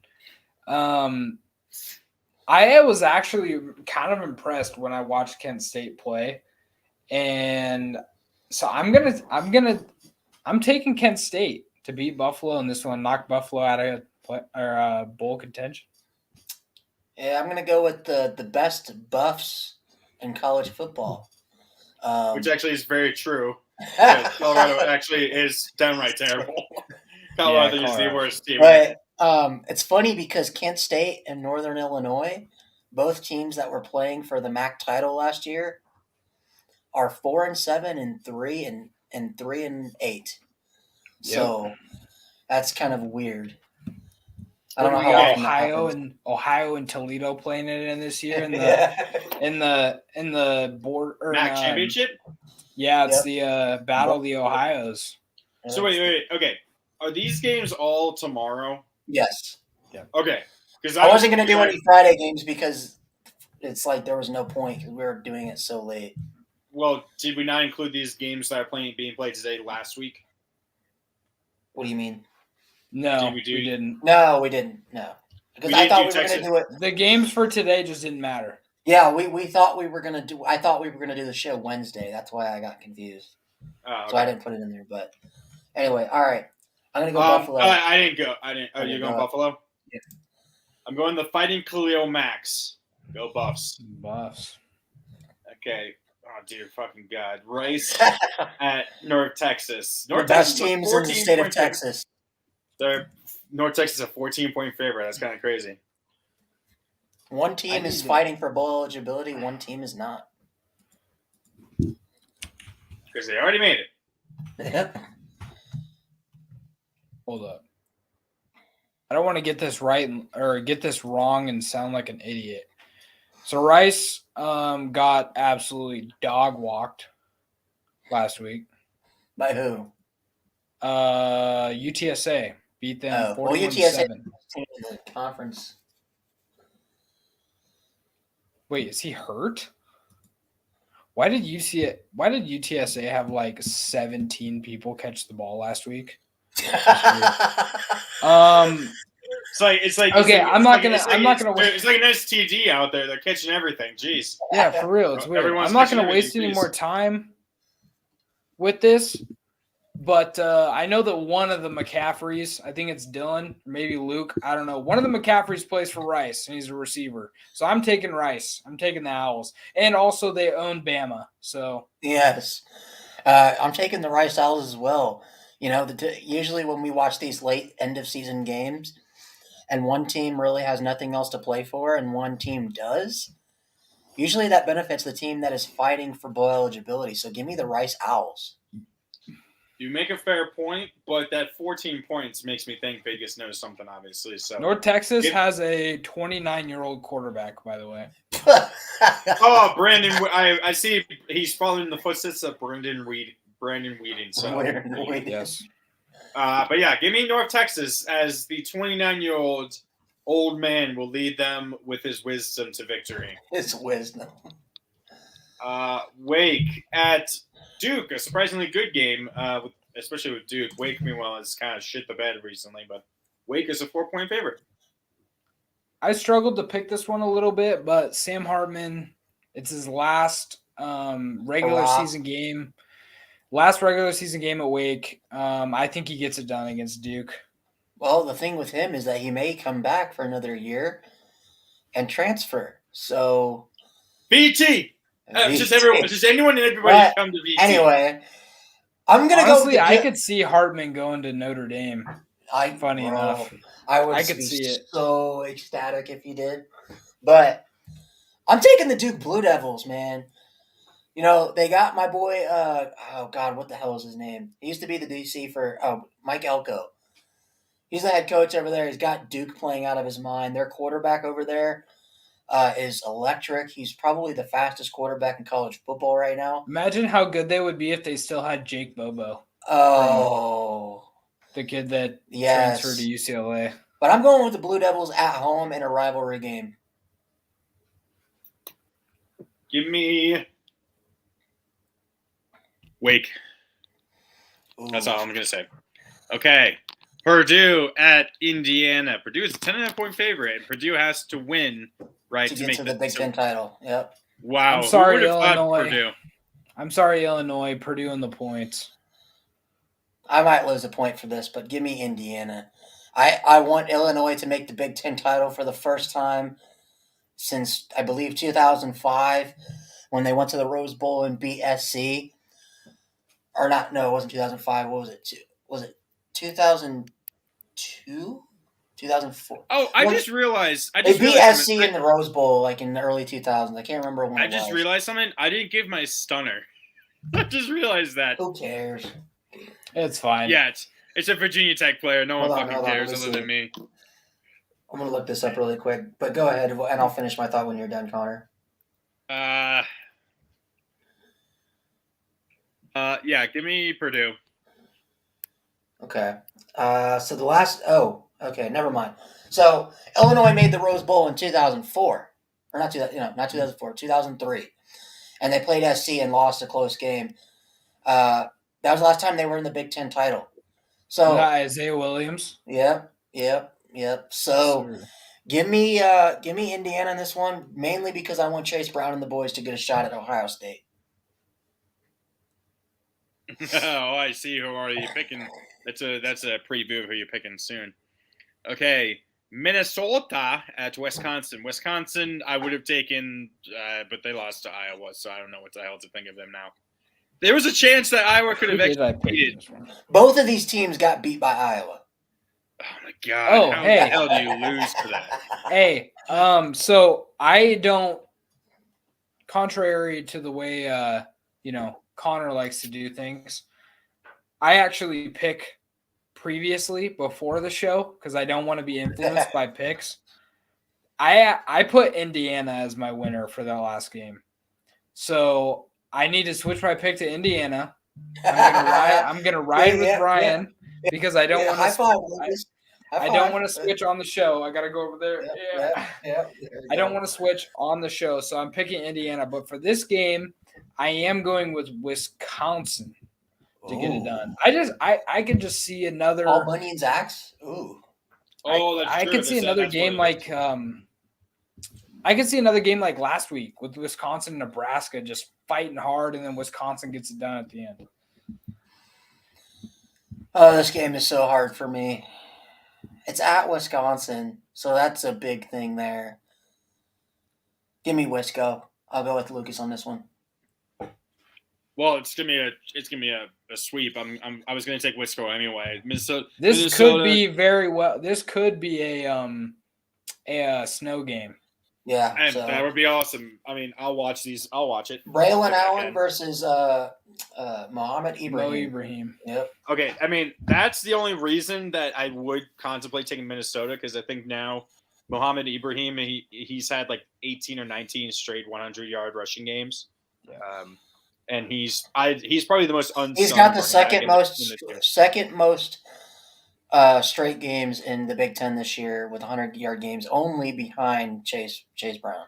So no, he's before last game I literally saw a thing that said he had 18 straight. Oh, I thought Chase Brown held that before. No, he has had. I think yeah. So he hasn't had a 100-yard game since probably that Ohio State game to begin the season last year. Maybe that's probably the last game I can think of where they probably didn't maybe get 100 because he got injured in that game. I remember he got injured in that game last year to start the season.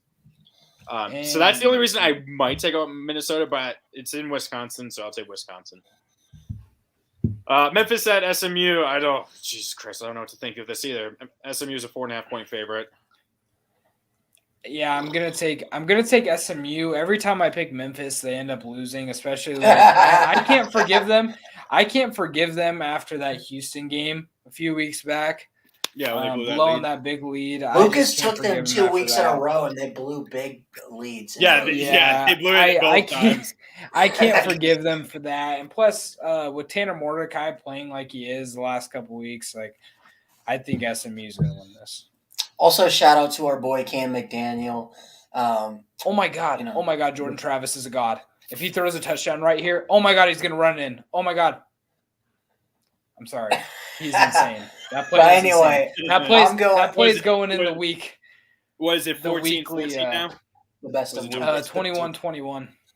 Okay. But all right. My fiance's favorite car is a Mustang. Therefore, I'm going with the SMU Mustangs because why the fuck? Are you gonna buy her one with? Yes, I am. Yep. There you go. Nice. Does she know? Yeah, she knows. A happy wife is a happy life. I mean, my grandfather said my this. Mustang? Exactly. No, we can't. Let's not talk about that too much, though. Yeah. No. So, no. 3 words my grandfather said to make any relationship last. Yes, my love. Yep. Yes, my love. So, okay. I've also been the same thing with you. I took Memphis those 2 back-to-back weeks and they blew it both times. So I'll go with SMU. So that's a clean sweep for SMU. UTEP at UTSA. Are we just going to take UTSA in the points here? So this is a big rivalry game, believe it or not. But I'm surprised UTEP is actually doing that okay. UTSA is already locked in their Conference USA conference championship. Believe it or not, it's going to be UTSA versus Western Kentucky again. So again? Yeah. So Who won last year? Was that Western Kentucky or UTSA won? It was like an overtime game. Yeah, Bailey Zappi versus oh god, the quarterback that's still at UTSA, and he's a fucking beast. He is really remember good. Okay, but just give you a pick. Anyway, just give you a pick. Go ahead, Lucas. Yeah, UTSA the points, man. The only thing that concerns UTSA, like I said before, UTSA just won last week, 41-7. The only thing that concerns me about this game is the fact that UTSA really doesn't have anything motivating them to win this game, outside of it being a rivalry game, and UTEP has that bowl eligibility thing they're fighting for. But I think UTSA is just the way better team, so give me the Roadrunners at home. I mean, wait. UTSA, they could still end as the top Power 5 team, can't Group they? of 5, yeah. I think so. Or a group of 5, yeah. Probably with UCF losing to Navy, that gives them probably 2 losses. It's between UTSA and Tulane right now for the best. Well, Tulane's ranked, and they're going to jump up now that they beat Cincinnati. So, but if they lose in the conference title and UTSA wins out, that is true. UTSA might be in a New Year's Six bowl. Okay. Anyways. Give me UTSA. UTSA probably should have been in one last year. Agreed. Okay. They were App State, who we thought was going to have they a were great 11-1, Lucas. Even better. But yeah, App State at Georgia Southern. So, what are we thinking here? I'm going to go App State, even though Georgia Southern is fighting hard. I mean, I like to think about it with like Chase Bryce ending the season. I think he's a better quarterback than what Georgia Southern has. Vanderhoff. You want to end your season right. You want to end your season good. And there's something about knocking a team out of bowl contention that just like, it gets you up in the morning. Especially if it's a rival. Yeah, it just gets you up in the morning, and you want to do stuff like that and like hurting your rivals' chances at doing anything in their lives. So I'm going to take Chase Bryce and App State. Disappointing App State. So this game, Georgia, it's a big rivalry game. Georgia Southern's fighting for bowl contention. I feel like I owe something to Georgia Southern fans due to the way Notre Dame dismantled their baseball team last year in the College World Series. Therefore, I am going with the Eagles of Georgia Southern in an upset. All right, it's probably give me App State. Ooh. Syracuse at Boston College. Syracuse is a 10.5-point favorite. They're also on like a 5-game losing streak, which is a perfect bounce back for them. I wonder how the hell this is a rivalry. I'm not sure if it actually is. Okay. Last year, I kind of want to start doing these for these games, but last year, Georgia Southern lost to App State 27-3. What do you mean? Do this for App State? Just for these rivalry games, just see what happened the year before. Of course, last year App State was a lot better team, but there was actually something I remembered I wanted to do back earlier in the season. I was like, it was going to be asking you guys which like long time rivalry game that has been dominated by one team when that winning streak would kind of finally end. It was like Purdue. I saw something like Purdue hadn't beaten Wisconsin or in like 20 something years, or it would have been Kentucky beating Florida. You know what I mean? That's like those long winning streaks in rivalry. Or Illinois beating Wisconsin and Iowa for the first time in the same season since 1964. Exactly, stuff like that. Yes. So last year, I'm going to look these up for each one just so you guys can get an idea. Last year, Syracuse beat Boston College 21-6. And that was Phil Jerkovic. I don't think it's going to be much different. I'm taking Syracuse. I think it might be a little worse. To be honest. Yeah, it probably will be a bit worse. So yeah, give me Syracuse. Yeah, give me the Cuse. This is actually a sneaky good game. Oklahoma at Texas Tech, and OU is only a 2.5-point favorite. Yeah, I'm going to. The uncertainty with Texas Tech at the quarterback position makes me really want to take Oklahoma. So they've been playing really good ball the last couple of weeks. I'm going to take them. Obviously, these two teams are completely different than last year, but Oklahoma won this game 52-21 the year previous. Much different teams, but I'm going to take Oklahoma to win this game. Give me the Fighting Michael Crabtrees. They're going to, upset Oklahoma. And, so Brent Venables will be knocked to 6-6 as his first year as a head coach. Give me the Fighting former Spencer Rattlers. Ooh, okay. Go Oklahoma. Okay. Please. Okay. Right For away. the love of God, Pittsburgh. Please, Pittsburgh, do not let Miami get a bowl game. Please, I will love you for it. Much different teams than the year previous, but this was actually one of Pittsburgh's 3 losses that they took last year. Lost 38-34 in this game. I mean, Miami is so bad, man. They're so bad. But it's a rivalry game, Lucas. It's a rivalry game. I'm not sure if this is really a rivalry, so to speak. Hey, it's a rivalry. You don't remember a couple years ago when Miami almost made the playoff and they lost to Pitt in the last week of the season? I'm gonna take Pitt. It's what I have on my stuff. But I just for some reason could see Miami making this a really tough and then we game. Gotta watch fucking Mario Cristobal in a fucking bowl game. I know. Please, I just hope they're against like a good 6-6 or 7-5 team and just get the doors blown off. I just don't want them to make a bowl game because then somehow Mario Cristobal would turn around and say, "Well, man, it's a process. We made a bowl game my first year." Stupid as hell. But no, give me Pittsburgh. Yeah, clean sweep of Pittsburgh. The only time I will ever root for Pittsburgh because I actually legit hate Miami, at least college football wise, more than Pittsburgh. This is another sneaky good game. Air Force at San Diego State. San Diego State was my team last year, and actually Air Force is my team this year. I've picked them every single time. The winner of this game Mountain West plays Boise State in the Mountain West title. Yep. Yeah. Okay. I'm gonna take Air Force. Last year, Air Force lost this game 20-14.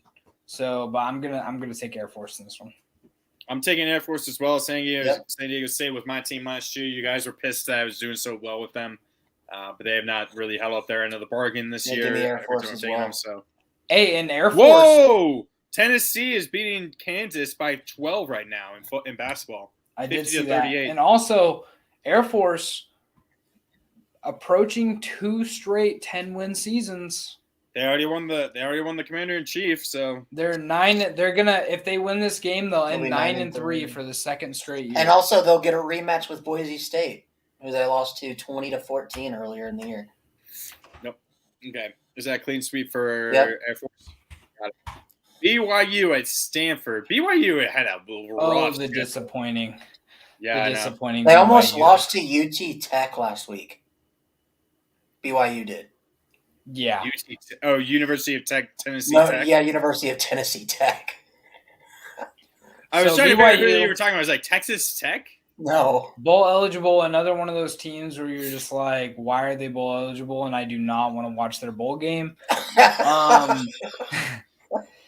But they actually did not play Stanford last year.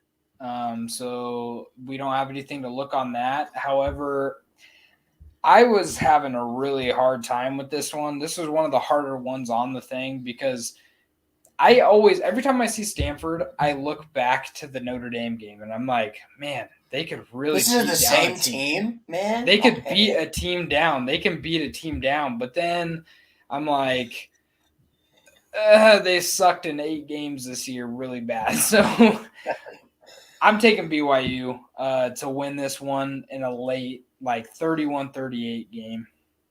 Yeah, give me the Cougs. The former fighting benched. Benched Cougar Hunter. Cougar Hunter. Yeah. Did you see what RG3 said? The fact he got benched for Mike White. What did he say? I think it was Marcus Jones was the kick returner that returned it for to win the game. So he was a Houston Cougar, and so then RG3 was like, should have put Zach Wilson out there. He would have caught that Cougar. I love RG3. Oh my God. I love that. RG3 is awesome. I love him. Yeah, I love him. I want him. So he hasn't funny. called the Notre Dame game all year, and I'm really sad about it. Because he does ESPN. So Yeah. until you guys are in a bowl game, because they don't cover the bowl I game. really hope he calls our bowl game because I love RG3. I mean, he's one of like the upper tier guys. ESPN needs to make him a focal point now. He should be. Honestly, I'd be fine with him doing. I'm so sick of listening to Joe Tessitore. It's not even. Like, Dude, you think you have it bad? I have to listen to Rod Gilmore every week. That guy is terrible. If you don't know who Rod Gilmore is, look him up on Twitter and see how many people just drag that guy. Every time I watch. So what network is he with? ESPN.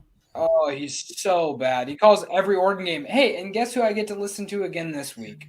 Oh, Dave Fleming and Rod Gilmore talking shit about Oregon the entire game.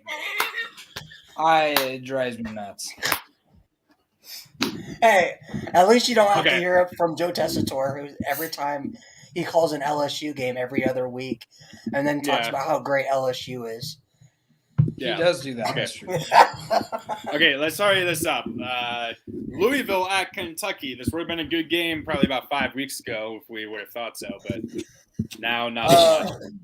Last year, Kentucky won 52-21. Much different teams. Again. I think Kentucky gets it done. I think they have more talent. So I think they get it done. I'm going with the Fighting Lamar Jacksons in this game. Believe it or not, the last time Lamar Jackson played in this rivalry, he lost. Yep. They didn't win a lot of games. Give me Lamar. Give me the. If I remember correctly, I believe Lamar had never won a rivalry game against Kentucky. Because he lost the Heisman year. I know that much. And then he lost it the year before too. Yeah. So give me Louisville. Number 22, UCF at South Florida. We're fighting Gary Bohannon's.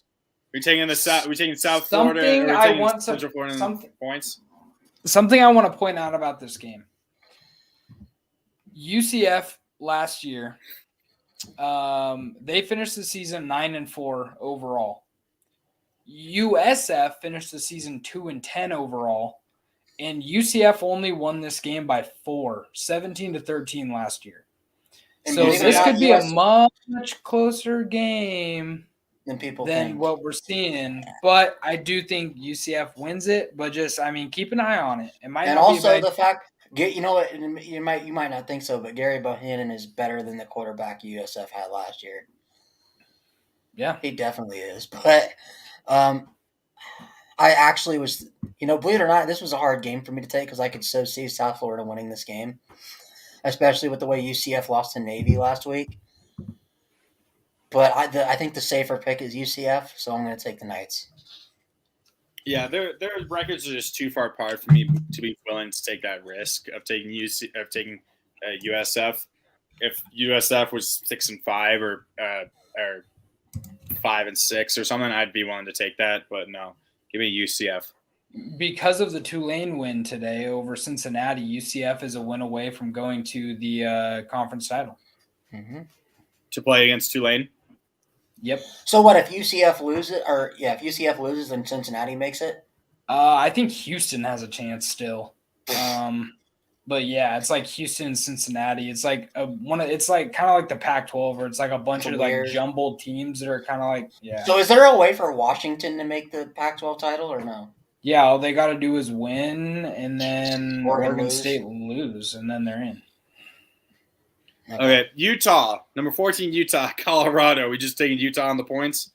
Yeah. Yep. Yeah. This is a game where Utah is going to be like with one hand just kicking Colorado's ass, and then with the other hand just looking at watching every other game. Yeah. Like making sure that Oregon's losing and Washington's losing. Yeah. Okay. Number 13, Washington at Washington State. The Apple Cup. Mm-hmm. Man, this is in Pullman where it could be snowing. Could be a snowy game. And you know what? It's nighttime too. Pac-12 and you know who has a better run game? Washington State does. You know what? I'm going against my rules. Huck the Fuskies. I'm going with the Cougs. In Pullman. Wazoo's going to get it done in the Apple Cup. They haven't won very many Apple Cups, by the way. They pretty much have been dominated in this rivalry. They actually won it last year, so. Yeah, but over the last 20 years, they've won 3. Which is weird because Gardner Minshew, you'd think that they would have won one of those Apple Cups. I do think Washington's a really good team, but in a real cold night game, I think they're running. Washington's not going to be used to the cold. Not as much because they're in Seattle where it rains. I love Talapapa. Yeah, but the kid at Washington State, Nikita or whatever his name is, really good. He kind of dominated Oregon throughout that entire game until we came back. But Washington, they're in Seattle. It rains there. Pullman, Washington is basically Idaho. It just snows a lot. So I think this could be a snowy game, and I think Washington State could get it done. I could so see that happening. But Cameron Ward's a stud, too. Michael Penix is really effing good. Yes. So I'm going to go the other way, and we're not going to hook the Fuskies this week. We are going to fuck the Cougars, though. Go Washington. Kansas at Kansas State. Actually, a good game. Well, a Kansas State loss puts Texas in the big... What's up, man? Hey, Battle of Oz. Yeah. Kansas State loses this game, puts Texas in the Big 12 title game. Nobody wants to see that. Kansas State, you better win this game. And so we don't have to watch Texas until their bowl game. So I need Kansas State to lose this game because of ranking reasons, so Notre Dame can slide up a few spots and still have that shot at a New Year's Six. So I'm going to go with the win-win. I'm going to go with the win-win situation here. So give me K-State. But why didn't you ride with the Cougs then? Yeah. Notre Dame will get the Capital One Bowl or like the Citrus Bowl, like the top, like the second tier of bowl games. No, right now it's between the Gator and the Holiday. That's like third tier. That's like the third tier of bowl games. Oh my god! Well, that's projecting that Notre Dame doesn't beat USC. That's what those. Oh, well, if you win, then it's probably going to be it'll be probably the Capital One or something. Oh. All right. Okay. Yeah. Give me K-State. Okay. Michigan State at Penn State. Penn State. We're just taking 19 points. So are we gonna say that Penn State's gonna get arrested for assault? Did you see? Yeah. No, did you see something? I saw. I'm not sure. 7 players. No, 7 Michigan. No. Okay. Well, that yes, but they've been charged. But Michigan State for last year, Mel Tucker was giving $100,000 like bonus for the season or whatever. About what they did, and it's supposed to be shared between him, his assistants, and other coaches. He took all the money for himself. Didn't give it to any of his assistants or anything like that. Mel Tucker sucks as a person. Yeah. Michigan State was a lot better last year, but they still won this game 30-27 last year. Penn State is a much better team than they were last year. Send them to me. Oh yeah, Foster. Oh yeah. Lucas, you'll love Foster. He's a Titans fan. Hey, tighten up, baby. Michigan State just lost. I do want the Titans to win because that'll mean the Bengals are 2 games behind the Ravens. But I still hope that you guys are like the 3 seed or something. So, Lucas, you took Penn State, correct? Michigan State, they're going to be so demoralized after that, 3 overtime loss. Yeah, you can see in the back, I got my Eddie George jersey and my Titans. So, yeah. Are any of those jerseys signed? Do you have any signed jerseys? No, unfortunately. So, after this game, Penn State is going to be tried and charged with first-degree manslaughter of the Spartans. So, yeah, give me the Nittany Lions. There's no such thing as first-degree manslaughter. Okay, whatever. Just manslaughter. First-degree I've never been charged with first-degree manslaughter, as you can tell. It would be first-degree murder because it was planned out. There's malice.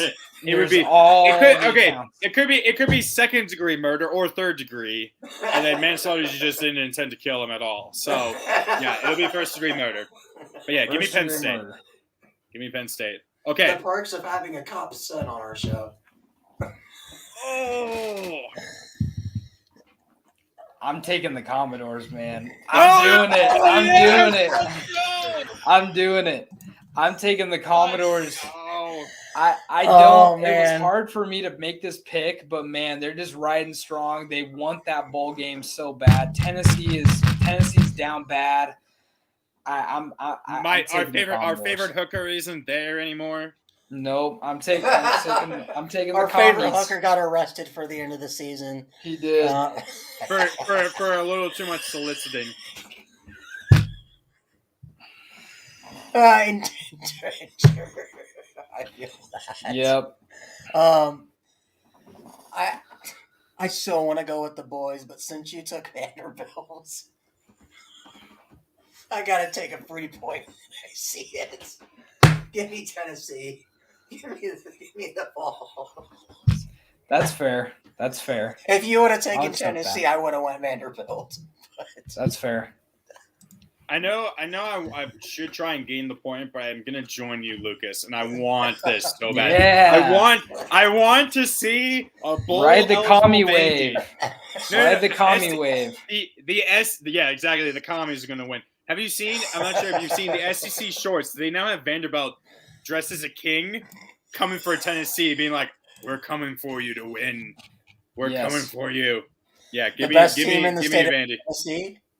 Yes, they're definitely the best team in the state of Tennessee, professional and college level. Right now, would Vandy beat Memphis? No, take it easy now. My Titans are on their way up. All right. You don't want to see King Henry in the playoffs again, there, Connor. All right. He's still pissed after last time. We're coming. Yeah, because we shut his ass down, and he only had 40 yards rushing. Hey, you know what? It's all right. At least, in 2 playoff games, he still has 400 rushing yards total. Hey, so you know what, Lucas? We don't have Earl Thomas anymore, so he's not going to act as a free blocker for him. I don't want to hear any playoff talk because you know what? My Broncos, we're going to be chilling on the couch watching with a bucket of popcorn, watching all you suckers lose. So it's okay. Almost 10 years. You can't. Don't worry. Don't worry. Some of us will be joining you probably eventually soon. Just. Man, it's never sucked to be a Broncos fan so bad.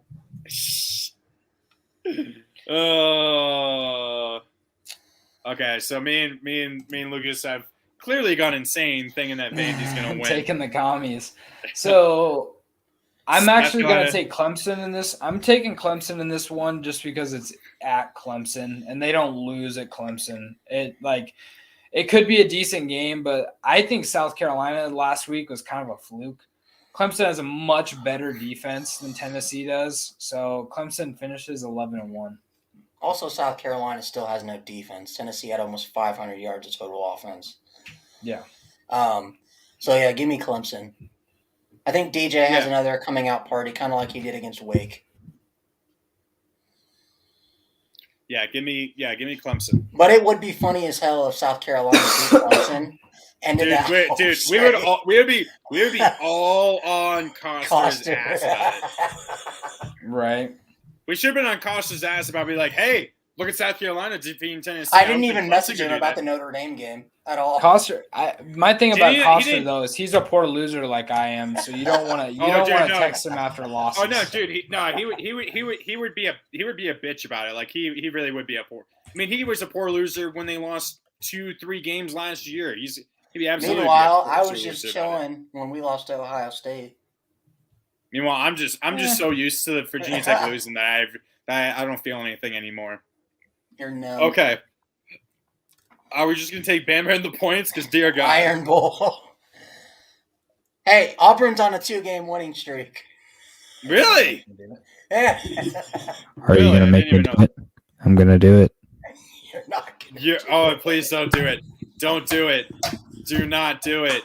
Are you just trying to lose points here or something? Carnell, Cadillac, Williams. Say it with me now. Carnell, Cadillac, Williams, baby. There we go. The head coach of the interim head coach of the Auburn Tigers right now is going to beat Alabama in Bama. They went to 4 overtimes last year. Alabama had the Heisman Trophy winner, still do, and he's having a worse season. I'm taking the Auburn Tigers to beat Bama in Bama. How much of this is a part of your Bo It's Nix always in love? Bama. It has nothing to do with Bo Nix, but Robbie Ashford, the starting quarterback for Auburn, was a former Oregon Duck, has a little bit to do with it. Okay, yeah. So Lucas, I think we're on this, or not Lucas, Connor. I think we're on the same page. Roll Tide. We'll take the Roll Tide. Roll Tide. Here, I'll just say, Auburn's a much better team this year than they were last year. Alabama is a worse team than they were last year. I think Auburn gets it done. Okay. To get his players to show up. LSU at Texas A&M. They're only a 10-point favorite on the road to a seat. Did you see how empty Texas A&M Stadium was? Because they were only up. UMass. They were only up 13-3 on UMass at halftime. Yeah. LSU is gonna thump them boys. We all remember the throwback 72-74 game where A&M won. Everybody's like showing it right now, but LSU's gonna see. I'd be so pissed if that game happened and somehow Brian Kelly won that. Yeah, that LSU's gonna thump these kids. Yeah, give me the and another 10-win season for Brian Kelly. Give me the baby Tigs. Yep. Go LSU. Yeah, they're the baby Tigs behind the big Tigs in Auburn. And Clemson. And Missouri. No, Clemson is the medium Tigs. Yeah. They're the medium Tigs. That's true. Missouri will be the bowl game. A&M will. Yes. Hey, think about it this way. Missouri has 1 5-star in their last 20 recruiting classes. Texas A&M had what? Like 10, 20 in this 20 in the last couple. And this is one class. This game, I'm going against myself. I actually think TCU gets it done, and honestly, pretty easily. I don't think Iowa State's very good. However, they do have one of the best receivers in the country. I still just think TCU is going to kind of sleepwalk through this pretty easily. This season kind of ruined Matt Campbell's kind of. I think hype. chances of hype and chances of getting a better job somewhere. Losing Bryce Hall and Brock Purdy, despite Purdy being bad, but Hall showed that he was really good in the NFL before he got injured. So that's definitely showing that he was really kind of being carried by them. So Campbell's gonna have to try and figure out another season, see if he can get another good season with Iowa State. I'm so glad Notre Dame didn't hire him. I mean, he should have moved on after last year or the year before. He should have tried to get a job. Yeah. The minute Brock Purdy left, he should have left. Well, that was last year. That was before this season. So yeah. Give me TCU. I've been riding them. Sure, they've looked choppy at times, but this is their easiest game in literally the last 5 games they've had. More like 7. Because they've actually had kind of a gauntlet of a schedule recently. So yeah, give me Iowa the fact that TCU's strength not Iowa State. The fact that TCU's strength of schedule is better than anyone in the country right now outside of Notre Dame. Think that's a little bit of the Big 12 just not being that good. But yeah, to give me the horny frogs to make the Big 12 title, the team that I had in the Big 12 title. Versus Baylor, which you got wrong. No. So the first video I had a gripe with you about that when I heard that on the last show. You said Baylor was going to be in this. You didn't say TCU at Yeah, you said all. Baylor. That's where you said Baylor. No. So what happened is I originally said when we did our Big 12 thing, I said Kansas State and Baylor. And then I on that same stream I said TCU is a dark horse to win the conference and go to the title game. And then I switched it when we started our first year, the first episode. I said, I think TCU and Kansas State can both make title. So I kind of switched it. But yeah, because I thought TCU. Watch it back, Ryan. I will do it. You can watch it back. Don't make me do it. No, I hate listening to myself. Do it. I hate listening to myself. I can't watch our shows after we do them. Lucas hates having his own thoughts. He can't enjoy his own thoughts. He hates it. By the way, did you guys hear what Anthony Richardson said? Anthony Richardson. No, what did he say? He said before Florida played tonight. He said when we beat the crap out of those Noles, it'll help us elevate to next season. So he's coming back. And also, he's kind of balling in this game. I'm pretty sure he has 3 tuds already and 200-some yards. Anyways, next. Okay, Georgia Tech at Georgia. What do they call this game? The game of pure hate. The old-fashioned hatred. Yep. Old-fashioned hatred. What if Georgia Tech? I'm not saying it's going to happen, but what if Georgia Tech somehow caught Georgia sleepwalking? And won this game. That'd be hilarious. I don't even know. I think we would just have to cancel the season. We would have to just say no more playoff. Nobody's getting the trophy. Smells like either a skunk or give it to GT. Yeah, just give it to Virginia Tech by default. I'll take it. Yeah. Really, the question is: do you take Georgia to actually beat him by 35 or more? Nah, I ain't taking points. Yeah, I'm taking the points because Georgia this season has a history of sleepwalking in games. So that's true. I'll take Georgia, but not on the points. I'm going to say this: I'm going to take Georgia, but I think it's actually a pretty competitive game for the first half.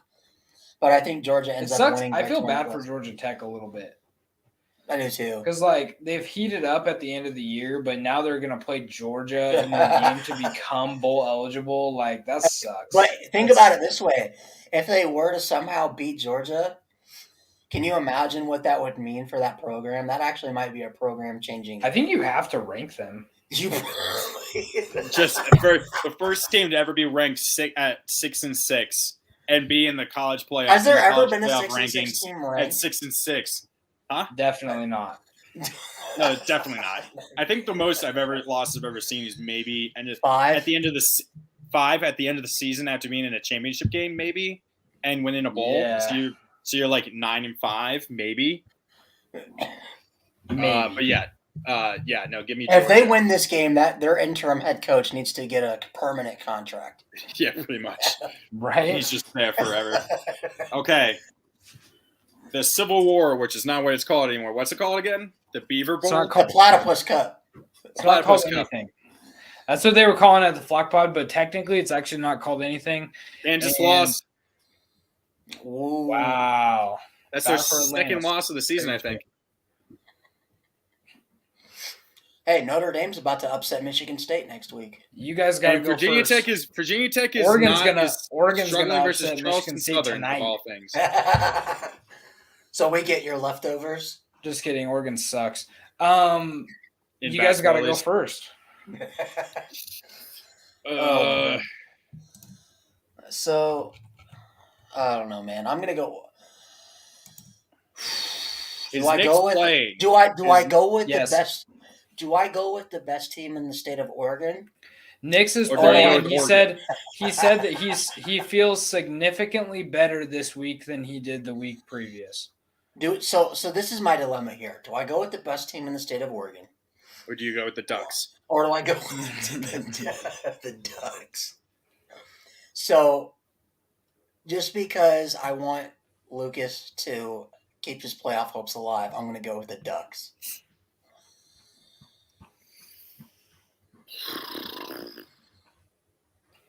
Yeah, I'll take this. I'll take the Ducks. Go Ducks. Yeah, obviously I'm taking the Ducks. Something about this game, Oregon State, the best part of their offense is the run game. I think so. The best part of Oregon's defense is their run defense. They can't really throw the ball because Branson sucks. And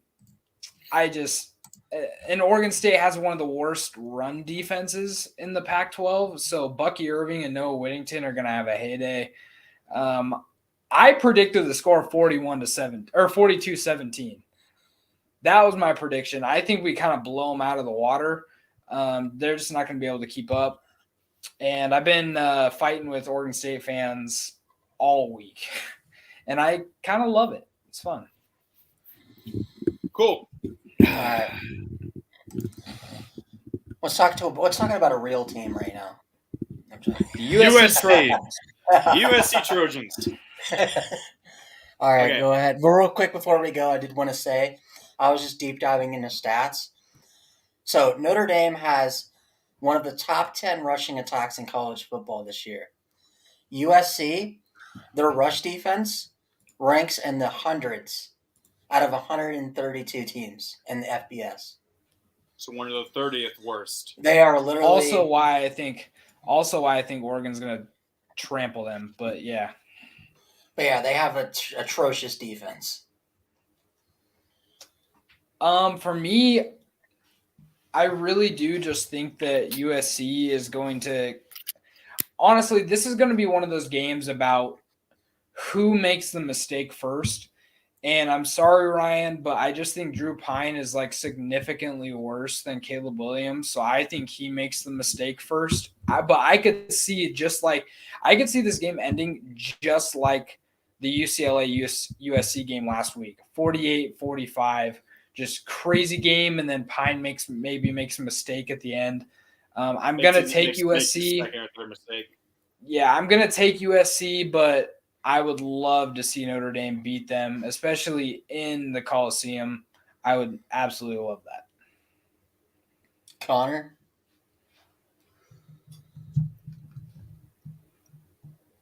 This was in South Bend. I'd probably take Notre Dame, but Notre Dame is worse at home, by the way. Their two losses are at home. So, two of their three are at home. We've only lost one game on the road, and that was at Ohio State. Yeah. And that was 10. Was that at Ohio State or was that neutral? Yep, at Ohio State. It was at Ohio State. Okay. And it was like arguably their best game they played, other than the Clemson game. Give me USC. Caleb Williams is just, there's some throws he was making against UCLA that were just ridiculously stupid, and he was looking fantastic versus them. So yeah. And USC continues the momentum into facing Oregon. So, I think this game will go one of two ways. Either one, Notre Dame is going to dominate the line of scrimmage from the start to finish and control the tempo and keep Caleb Williams on the sideline and just run and pound USC's defense down their throat the entire game like they did Clemson. Or USC is going to get the ball first and score probably in like 2 plays and make Notre Dame feel like they have to play in a shootout. I don't think this game is going to be a blowout in either way. I think it's going to be a close game throughout. I look at the next closest defense, the best defense that USC played, and that was Oregon State. And Caleb Williams looked atrocious in that game. Utah. Well, I'm talking about like numbers wise. Oregon State is the closest. Oh yeah. Yeah. That was Caleb Williams' worst performance of the season. Notre Dame, I feel like, is physical, way more physical than USC is. I just think they're going to lean on that offensive line. They're going to put USC's defense in the dirt. They're going to make them tired. Notre Dame's probably going to run the ball 50-plus times. I just don't think USC is meant for a slugfest. I don't think they're built for that. I think they're built for a normal Big 12, air it out, 56-53 type game. I don't think they're meant for this. So I think Notre Dame wins. I think it's a 28-25 game. I don't disagree with that. That's another reason why I honestly would love to see Oregon play Notre Dame this year. Obviously, Oregon would probably have to lose another game for that to happen, but for them to play each other, I think they're a lot alike. Whereas they're just both smash mouth. I mean, that's just and they have multiple running backs that can do it. And I just don't think USC can handle that. They clearly couldn't against Utah. They barely could against Oregon State. Yeah. So, but I'm still riding with the Trojans. Our boy Cam at LA Monroe. Have we decided who our team of the year for next year will be? We'll decide that before the season starts. Got it. Yeah, we'll decide that before the season. So Southern Miss needs to win this. We got to only do group of five. Yeah, group of five. Yeah. No, exactly. I think we had agreed upon that before. But yeah, so it looks like they need to win this and to make it a bowl, and I will give them the win. Go Southern Miss. I'm going Southern Miss too. I mean, and I hope Cam has a really good game this game so he can prove himself and become finish off Conference USA Defensive Player of the Year. No, Sunbelt. Yeah, I'm hoping Sunbelt. My apologies. I'm hoping Sunbelt Defensive Player of the Year. I think he probably has Special Teams Player of the Year and lock already. Yeah. But a big game from him would be awesome, and bowl eligible. We love it. Hey, you know what? Our boy Cam makes the bowl game. Hey, all of us need to watch that game. So give me Southern Miss to the damn top, baby. Okay, and then our game of the week. Finally, we're taking this a long ass time to get to finish these pickups. Number 3 Michigan at number 2 Ohio State. Whoever wins this goes to the Big Ten championship. Loser probably still has a decent chance of being in the playoff. It just depends. It'd probably be if Ohio State loses, then they would have the better chance. Probably. Michigan, I think, if TCU wins and then they win their conference, they'll probably make it. Michigan. Okay, if Michigan loses, does that get an LSU somehow beats Georgia? Will LSU then make it? They'll put somehow. them in, yeah. They'll put them in wait. If Michigan loses this game, if Michigan loses this game, they're 11-11. They're 11-1, and then LSU beats Georgia somehow in the SEC championship. It depends on what USC does. Oh yeah, it depends on what USC does. No, I think you have to put. You can't. You have to put LSU. You have to put LSU. The only reason I say that is because USC, out of any team in the top 6 right now, top 7, top 8, has the toughest remaining schedule of any team vying for a playoff spot. They had to play UCLA, Notre Dame, a ranked Oregon team probably in the Pac-12 title. So that would be a win against number 13, number 12 UCLA at the time, number 15 Notre Dame, and then a number I'm not saying Oregon. They'd be left out though. I think it would end up being number 1. I think it would be number 1 Ohio State, probably number 2 LSU, number 3 USC, and number 4 Georgia. I think is how it would line up. You think they'd leave an undefeated TCU out? Unfortunately. Again? Dude, that unfortunately, I think I don't think you would have a choice because you can't leave Georgia out of the SEC. At this point, if Georgia beats Georgia Tech, Georgia is going to be in the playoff no matter. I feel like in that position, you'd probably have to take TCU over USC just because of the strength of schedule. Okay, I was just doing a quick hypothetical. I didn't mean to go way. Oh no, you're good. It's that time of the year, Connor. I have to take a dump, so let's hurry the fuck up. It's that time of the year, man. I'm taking Ohio. Okay, square. Square. I can't. All these squares make a circle. All these squares make a circle. UJ is in no matter what. I'm taking Ohio State in this game without Corum or Edwards. I It's sad because I like Michigan, but I think Ohio State is going to end up winning at the end. Yeah, give me OSU. And I told our boy Phil, because he asked me for a score prediction. I said 42-24. So I'm going to stick with that. Give me the Buckeyes. Give me the Buckeyes. I just think Michigan, they won last year. It was going to be tough enough even if they had Blake Corum. But now that they don't have Blake Corum. And McCarthy's not good enough to do it by himself. He's going to get killed in this game. He's going to probably be sacked 5 times. Yeah. Okay, and our one ticket. Oh my God! $1 ticket game. And our one ticket dollar game. Our last $1 ticket game of the year. Yes, Akron at Northern Illinois. The Fighting. What was his name? Who's the quarterback when they won 12-0? Lynch. John Lynch. Or no, was it? No, it wasn't John Lynch. It was. Was it Paxton Lynch? No, he was at Memphis.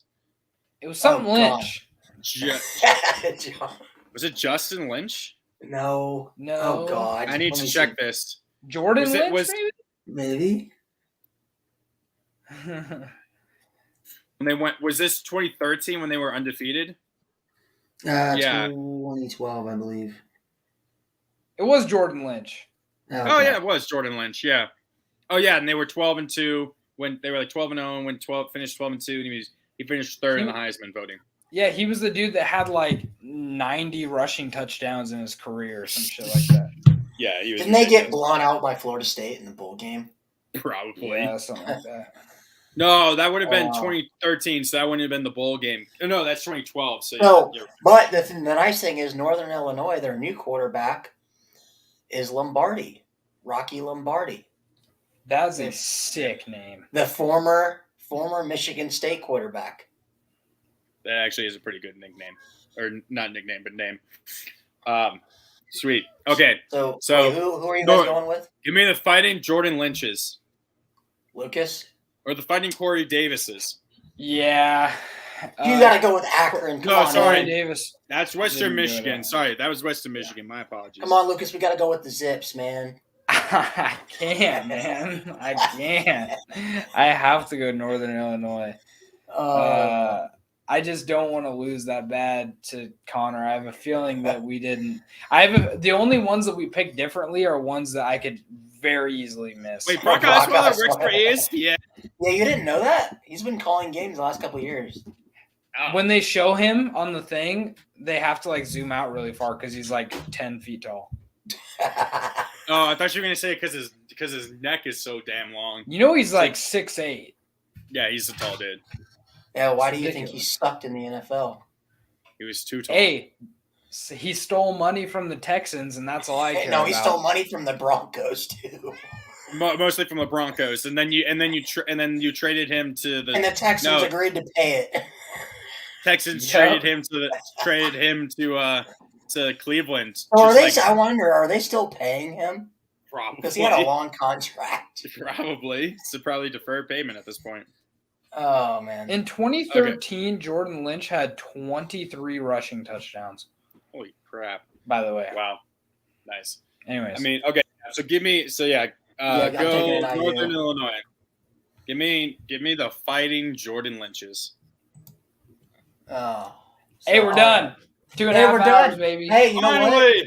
So the next show we will do – think about this, guys. The next show we will do will probably be the shortest of the year because – it'll be for all three of us because it's just championship games. It's only going to be a couple games. You have to include. We have to include Army Navy because that's the only game of the next week. And we also I'm going to add the whole. We need to do our Heisman top 5. Oh yeah, we need to do that. We forgot.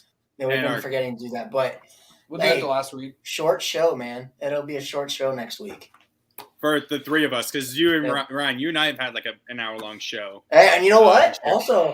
Also, I'm looking forward to the Best of Championship Saturday video because that'll only be fucking 9 games. 5 minutes. Short. Super short, relatively speaking. 2 songs. Okay. Yeah. This has been no, it'll be one song. It'll be one song. One 8-minute song. Exactly. No, you just do master of puppets for the full 8 minutes and 45 seconds or however long it is. Okay. Yeah. So try and get this out as quickly as possible. For Lucas, for Ryan, for Connor, this has been the Week 0 podcast. We are out here in under 2.5 hours. See you next week for the shortest time ever.